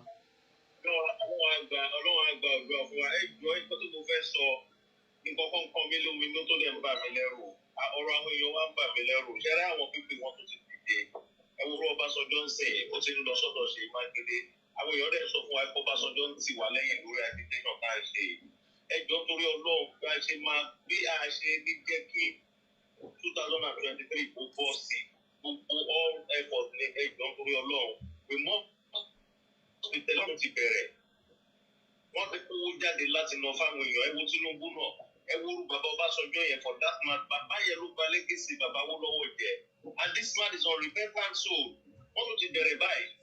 We just have to do every possible means that job. But in my political party, either APC or we talk about in fact, or call on put your for that is in got by Mileru here. To run with your wa, the battery, the put by what you turn. And don't do your long we just have to come over to my shade. Because we are only things on here to be story clear by. What does it come in? We know you by here. The people who got answer you. Ẹ ṣé gan ni bàbá. Ṣé rí èmi ò mọ reason tí gbogbo wa tá máa ń worry pẹ̀lú àwọn bàbá yẹn. I've said it so many times. Àti Ọbásanjọ́ àti kò Ọbásanjọ́, they are all 419. Ẹ̀yin lẹ ń wá àwọn bàbá yẹn bíbọ̀ tẹ́ pé wọ́n máa ràn wá lọ́wọ́. Ọbásanjọ́ ò lè ràn yín lọ́wọ́. Ọbásanjọ́ ò fẹ́ kí Nàìjíríà break tó máa fi kú. So either kó break lójú ẹ̀mí ayé ẹ̀ àbí kó break lẹ́yìn ẹ̀. Ìkànnì méjèèjì ni. so gbogbo pé Ọbásanjọ́ no ẹ má wọrí nípa ẹ̀ a wà lórí ètò lọ́wọ́ bàbá ṣe fẹ́ dá sórí ètò ni ẹ káàsán ẹ gbóhùn sókè bàbá wa ètò nìyẹn àwa nìyẹn káwa náà ṣe fúnra wa. Ọlọ́run àgbàdúrà last caller ẹni mo fẹ́ dá sọ̀rọ̀ tí wọ́n sọ yìí kí wọ́n má bẹ̀rù ẹni nǹkan tẹ̀mí kàn wò ni pé gbogbo nǹkan tá à ń wò determination ni ẹni mo bá tọjọ́ ilẹ̀ kó máa fàgbàlagbà ẹ̀ wọlé kì í ẹni gbogbo wọn ni kọ́ máa ẹni gbogbo àsìkò yẹn kọ́ máa dàrúkọ mi lò ó máa sá lọ ni Ọbásanjọ́ fún ààrẹ gan máa sá lọ. Ẹjẹ́ kó ti ṣe campaign o, ìbọn máa jáde sáàrin èrò, ẹ̀yà máa lọ́wọ́ mú, ẹ̀fún wọlé, ìta bá máa tọ́jú pamọ́ nu wọn tó pé owó tó ti jí láti 60 years ago, ó máa mú wa débi tó wà tó pé sódà kankan hàn bí sódà kankan ọ̀dà kó sómọ́ anybody, nígbà tí sódà bá yẹ tọwọ́ ẹ̀ tí ó bá sí kankan tó bẹ́ anybody. Bẹ́ẹ̀ni. Gbogbo wọn la máa ṣe nǹkan fún, wọ́n máa mú wa débi tó wọ́n kó gbogbo Nàìjíríà sí. Bẹ́ẹ̀ni. Onídàpọ̀ ẹ̀rọ ọba ẹni àwọn tó ní kókó má dọ̀tí ọba ọba tó bá ti gbàbọ̀dé a máa fẹ́ jẹ́ ẹbí fọ́ọ̀lù. Bẹ́ẹ̀ni. Ẹ gbàgbé ọba tó bá ti gbàbọ̀dé ká tó fọ́ ara àta ní ojú ọba yẹn gbogbo la máa kọ́ fẹ́ jẹ́ ẹ̀fọ́ ẹ̀yẹ gbàgbé tábà dẹ̀ ní pa ojú ẹ̀ méjèèjì kò tó ní fi ràn mọ́ wọn lọ máa fún lówó dẹ́nu lé. Àní kọ́ máa sọ̀rọ̀ sí i. kí o bá sọ agbẹjẹmọ́wọ́ àwọn èèyàn tẹ́bárà àwọn èèyàn oníbàárà ti pọ̀ jù Nàìjíríà. Everywhere. Ẹni àkànwó àwọn tẹ́ fún wọn lọ fọ́ nítorí wọn jalè yẹn náà ni. Frustration ló sún lò ní ìdèbè. Bẹ́ẹ̀ni, stop it. Frustration ló sún lò ní ìdèbè. Ìjọba àwọn èèyàn kí wọ́n kú lọ hospital tó pé wọ́n pè ní ìjọba. Ilé-ìwé ìjọba ẹ wo òkú ilé-ìwé ìjọba nílẹ̀ Yorùbá. Ẹ wo ilé-ìwé ìjọba tó wà nílẹ̀ Haúsá bọ́dé tó ṣe. Ìyá yẹn pọ̀ jù ọlọ́run kó ẹ ṣe gan ni prince máa pè lẹ́yìn ètò mọ́ mọ́ àti ń pè láti ibi ìjọ máa pè lẹ́yìn ètò. Mo dúpẹ́ lọ́wọ́ àwọn bàbá wa méjèèjì tó pè ẹ rántí lẹ́ẹ̀kan sí pé ọ́díò yìí ọjọ́ méjì sísìn ni wọ́n ní ká máa wẹ ọṣẹ má nígbà yẹn gan ló máa wá ní o fẹ́ wọ ọṣẹ àtún máa rán ra wa létí èmi náà rán yín létí kẹ́yìn náà kẹ́ rántí ẹ jẹ́ ká ṣe gbogbo tó bá ní ká ṣe gbogbo àwọn ìgbésẹ̀ kọ̀ọ̀kan tó kù I can assure everybody that ìgbésẹ̀ yẹn o èmi ti rí but a lè sọ too much details lé lórí wọ́n ti ń gbé àwọn ìgbésẹ̀ yẹn ẹ jẹ́ ká kàn gbọ́ díò yẹn díẹ̀ sí.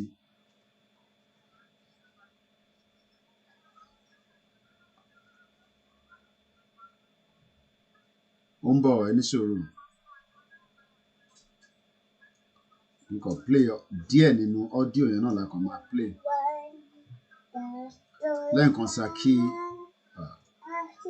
ẹni sùúrù ẹni tó ń pè ká lè play audio yẹn torí audio yẹn wà very very important ẹ jẹ́ ká gbọ́ audio yẹn náà. Bàbá wa láti Libya a ní kẹ́ ṣe sùúrù sẹ́.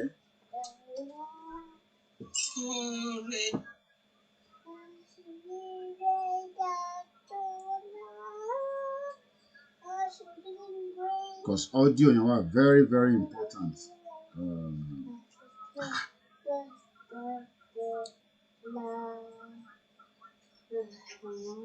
Ẹ sí lórí ètò pẹ̀lú wa o ọ̀dẹ̀ gbóhùn sókè.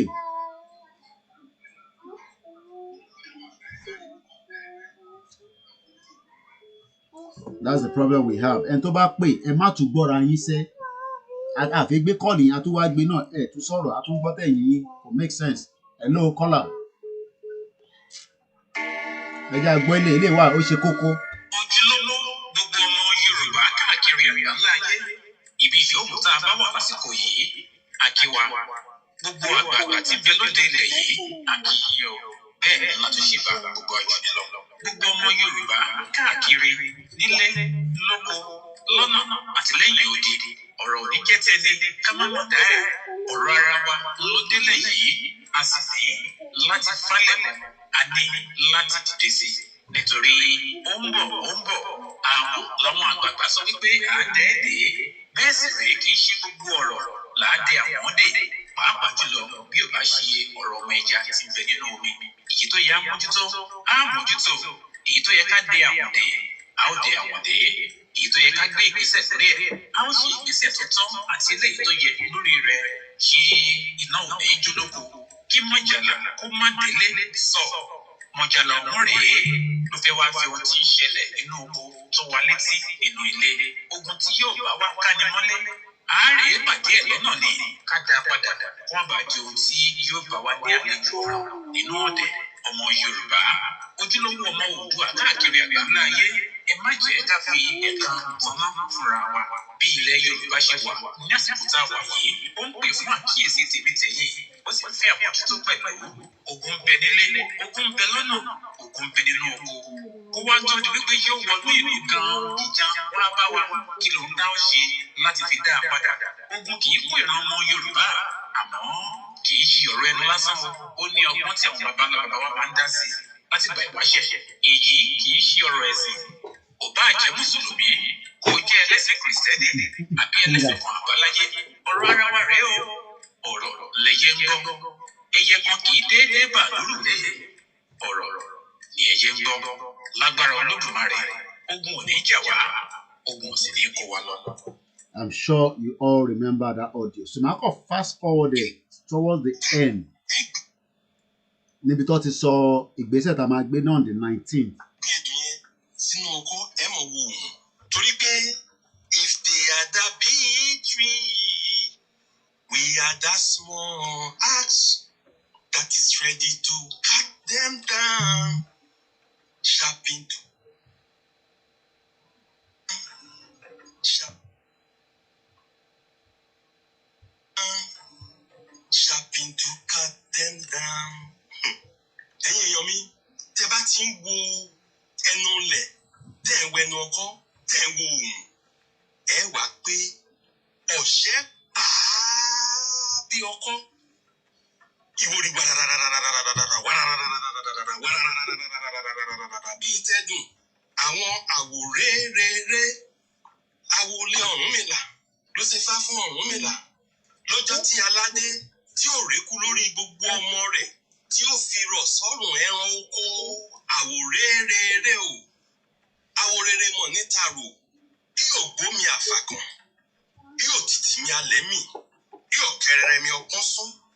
Mo ní ta ló sún kan? Wọ́n ní gbogbo ọmọ Yorùbá nílé ló kù lọ́nà lẹ́yìn òdì ni. Wọ́n ní ṣé wọ́n rú, wọ́n ní wọ́n ti rú. Ó ní kí náà rú, wọ́n ní ìdílé gbè. Wọ́n ní ẹran ni wọ́n rú.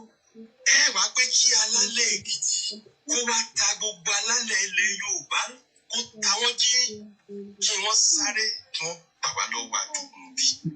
Mo sì wà ní Èkìtì, ìlú Ìrè. Ìlú Ìrè, ẹmu funfun ni wọ́n ní kẹ́ ẹ dà síbẹ̀ kó mọ̀ ṣàn lọ sísàlẹ̀. Ìbá ṣe ìgò kan tàbá wá fẹ́ fọba lé, ẹ jẹ́ ká wá ẹmu ajá àbálẹ̀. Ẹ fògùn, ẹni kó dìde ogun háì kó lè bá tètè bá wọn táì. Wọ́n da èrò wọn rú, kó bá wa ṣẹ́gun. Kó ṣẹ́gun ajínigbé, kó ṣẹ́gun ajínipa. Mo sì wà lẹ́kìtì o. Ìgèdè gan-an ni mo wá wà yìí. Ó dàbí omi tó bí méjì mẹ́ta tí orísun rẹ̀ wá láti ìlú Ìgèdè. Ọ̀ṣun Ìgèdè ló ti wá. Ẹ̀yin mọ́ mi, òrè yèyé o. Ìgbà ayán àtẹrù ọbẹ̀ ẹ ti mọ bẹ́ẹ̀ ṣiṣẹ́. Omi kan tó wá wà ní Gèdè, elémi ni wọ́n ń pè é. Elémi yìí wá kí wọ́n tẹ orí àwọn tó fẹ́ bá gbogbo ọmọ kóòtù jíire kí wọ́n tẹ̀rí wọn ni, kí wọ́n tẹ̀rí sínú omi. Kò yọ ìpínlẹ̀ Kogi lẹ̀, bẹ̀rẹ̀ láti Kàbá dé Lọ́kọ́jà, ó ti dé ìlú Ìgalà. Ará Yorùbá ni wọ́n, agbára wà níbẹ̀. Àwọn onítàpàlẹ́ ń pè ní ìlú Ìgalà àgbà o náàgò, àgbà yànyànyànyàn, àgbà ṣíkàṣíkà, àgbà ṣíò bí wọ́n ṣe ń kíra lọ́hùn nìyẹn. Make una dey hear my brother and sister. Na people wey dey around the Kina local government, na dem go sabi this thing well well. Wetin we wan do? That river, Olomaboro River. Na him say he wan discipline all the people wey dey trouble us. Wetin he go take? Na shekini obiolo. Shebi you sabi? Na you go just put for inside the Olomaboro. Go come tell am say make supreme protection from God, from Olodumare. make him be over all Yoruba indigene, home and abroad. Náà go àgbà. Ẹni tí ò bá wá tí ìgbọ́ ìlú rẹ̀ ṣe wá kò tá a ṣe.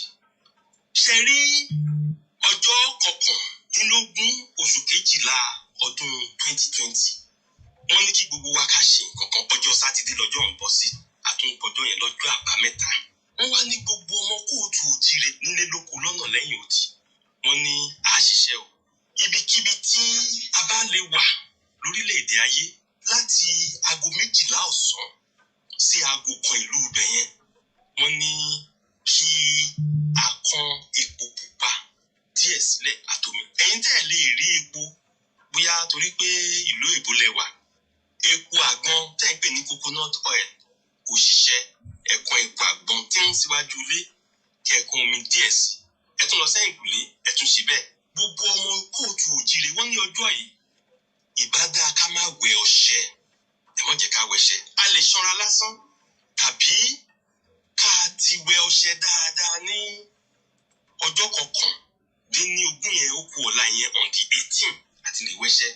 Ká kàn fún mi lásán ṣanra ní on the 19.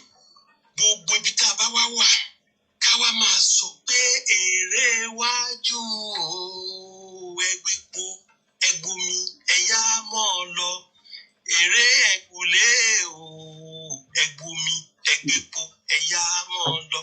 Ẹ wí fún wọn lájúlé o pélé ayé dùn àwa mọ̀ ò gbogbo wa ni. Gbogbo ọmọ Yorùbá yàtọ̀ sí iṣẹ́ tí a ti rán ẹlẹ́kùnjẹkùn gbogbo wa pátá ní on the 19th of December 2020. Ẹgbẹ́ ọmọ Yorùbá North America àwọn ló ṣe agbátẹrù iṣẹ́ yìí. Ǹjẹ́ ẹ rántí ogun Àbáṣà lọ́jọ́ sí àná? Ogun Àbáṣà ogun mọ̀nì ọmọ Yorùbá tí ò sálùgbẹ́ ṣàǹkóṣàǹkó ọmọ Yorùbá gbogbo wọn ni wọ́n rọ́ sínú ìgbèkùn. Ẹgbẹ́ yìí ló ṣe àyàgbàǹgbà pẹ̀lú àtìlẹ́yìn gbogbo ọmọ Yorùbá pátápátá pẹ̀lú àtìlẹ́yìn Olódùmarè. Wọ́n ṣe gudugudu méje yàyà mẹ́fà. Èmú wọn kò mú iná tì lágbẹ̀dẹ rí. Ṣèkún báyìí ilẹ̀kùn máa ń mú ẹran. Ẹ dákun ẹ mọ́ ṣì mí gbọ́ o. A pé ẹgbẹ́ ọmọ Yorùbá North America ni olórí ẹgbẹ́ gbogbo ọmọ Yorùbá. A sọ bẹ́ẹ̀ o. A sọ pé àwọn lẹ̀gbọ́n. A sọ pé àwọn làgbà. A dúpẹ́ fún àtìlẹ́yìn tí gbogbo ọmọ kóòtù òjìrè tí wọ́n ṣe láti pé ká ṣẹ́gun ogun Àbáṣà. Àwa tá a ṣẹ́gun ogun Àbáṣà náà látún ṣẹ́gun eléyìí. Ẹ dákun ẹgbẹ́ tún fẹ́ ìrànlọ́wọ́ yín láti kẹ́ lè bá wa gbọn ọwọ́ sínú àpò owó àpò yìí kì í jò.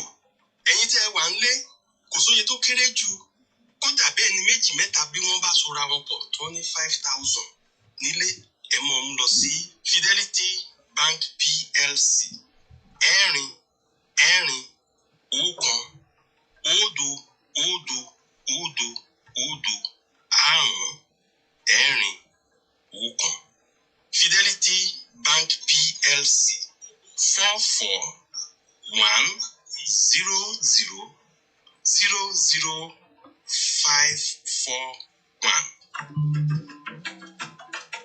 Ní ilẹ̀ Yorùbá lọ́jọ́ òun àná kì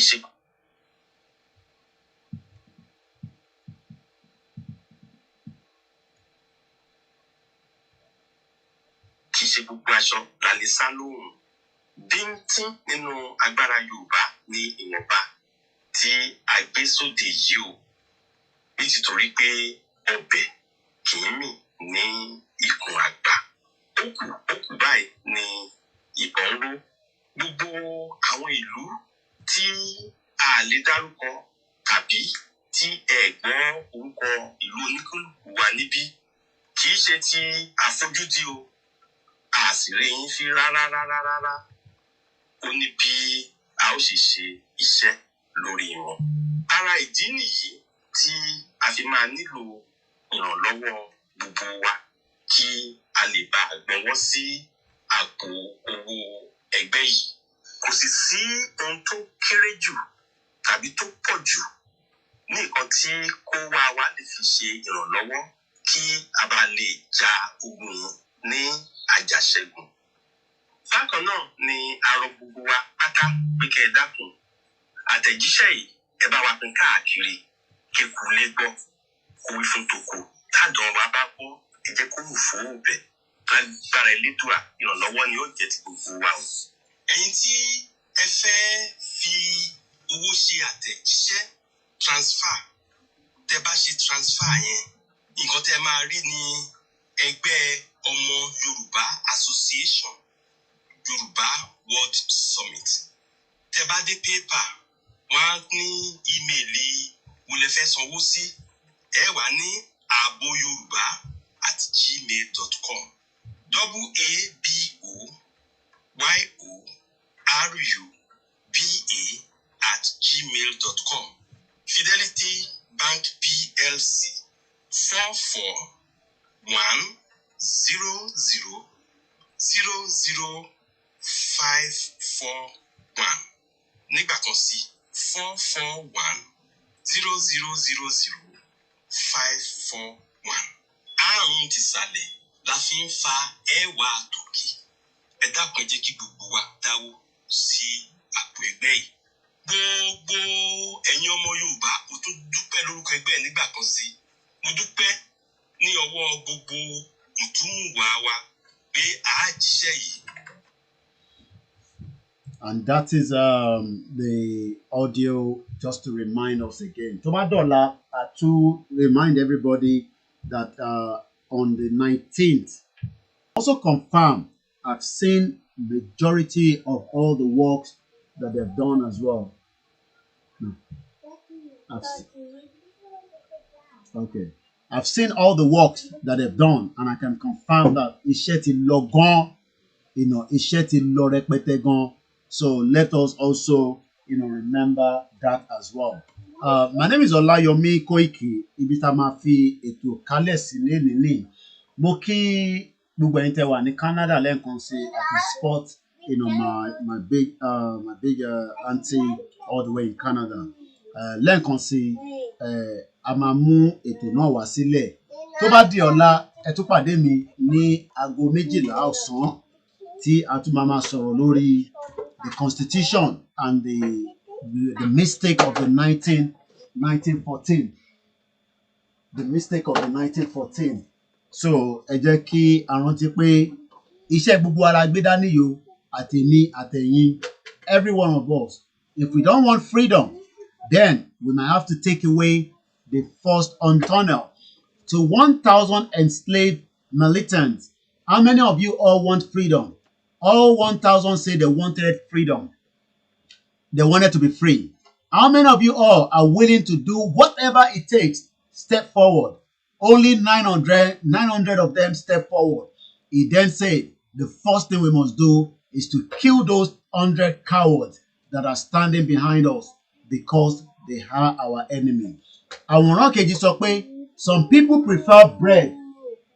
Some people prefer bread to key to their freedom. Àwa fẹ́ freedom. Ilẹ̀ káàrọ̀ oòjíire la fẹ́. Torí náà, I say thank you very much and have a very good afternoon.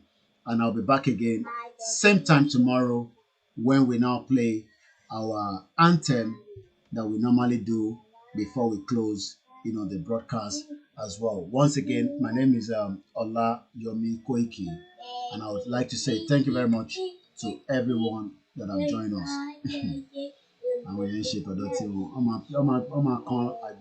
ọmọ change ní sí ìyẹn jẹ́ ká gbọ́ anthem ẹ̀rí pé ọmọ change ní ìyẹn sí.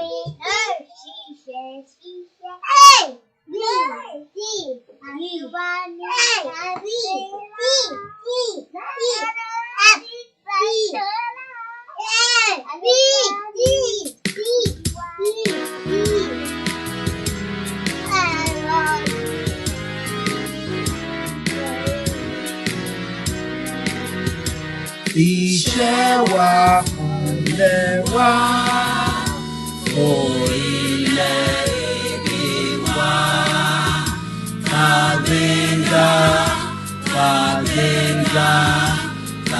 gbẹ̀ngà máa lè rí.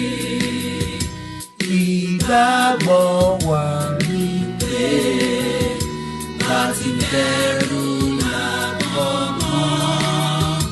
Ká ṣiṣẹ́, ká ṣiṣẹ́, ká ṣiṣẹ́ ká jọlá. Ìṣọ̀kan àti ìlera ìyẹ̀jẹ̀ ká máa lè pa.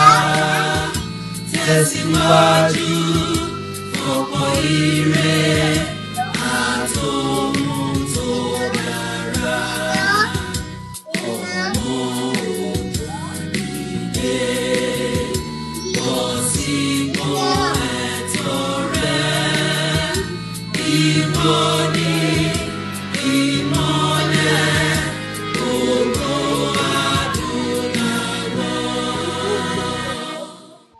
ẹ jẹ́ kí n dẹ́rìn pa yín kó tó di pé I bring it finally. Let's watch this. President has not visited the school. Let's just watch it. I wanted to play it before the answer, but let's watch this. Ẹ rí pé the government. Governor, still staying with that visit to the president, I'm sure you've seen a lot of questions, comments from Nigerians asking just why the president has not visited the school. Did you get any response regarding that? You go and ask the president. I didn't ask him that. You go and ask him. Well, it was you that met with the president, Governor Mazari, and a lot of Nigerians would like to know if that came up. But let's talk about the Safe Schools initiative.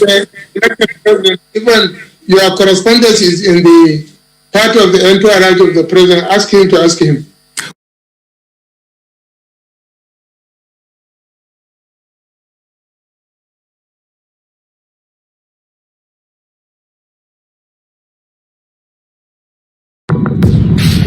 Our brother wey dey call Flavor Nambania wey sing kpakorokpa kpakpa don enter one. Kákó ni mọ́ra. Ìwà ọmọ Yorùbá ni. Kápọ̀ nílé káyé ní sí. Ṣé ọmọ Yorùbá ni? Ká sọ̀rọ̀ tútù tó yọbi lápò. Ọmọ Yorùbá ló ní. Òwe ìbáwí. Ọmọ Yorùbá ló pa. Òwe ìkìlọ̀. Ọmọ Yorùbá ló pa. Òwe ìwúrí. Ọmọ Yorùbá ló pa. Lọ́rọ̀ bá sọnù. Òwe là fi wá. Àkàlò èdè ń kọ́. Ọmọ Yorùbá ló lò. Ibi gíga. Ibi gíga gíga lọ́mọ Yorùbá yóò máa lọ. Ibi gíga gíga lẹ́tí máa rọ́mọ Yorùbá. Ibi gíga gíga lẹ́tí máa rọ́mọ Odùduwà.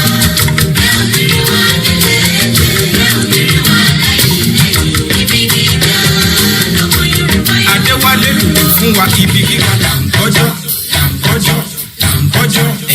ibi gíga oṣù. Bẹ́ẹ̀ ni o, iwájú lójúkùn ń gbé. Òkè níjọ́, òkè lẹ́yìn fún òkè.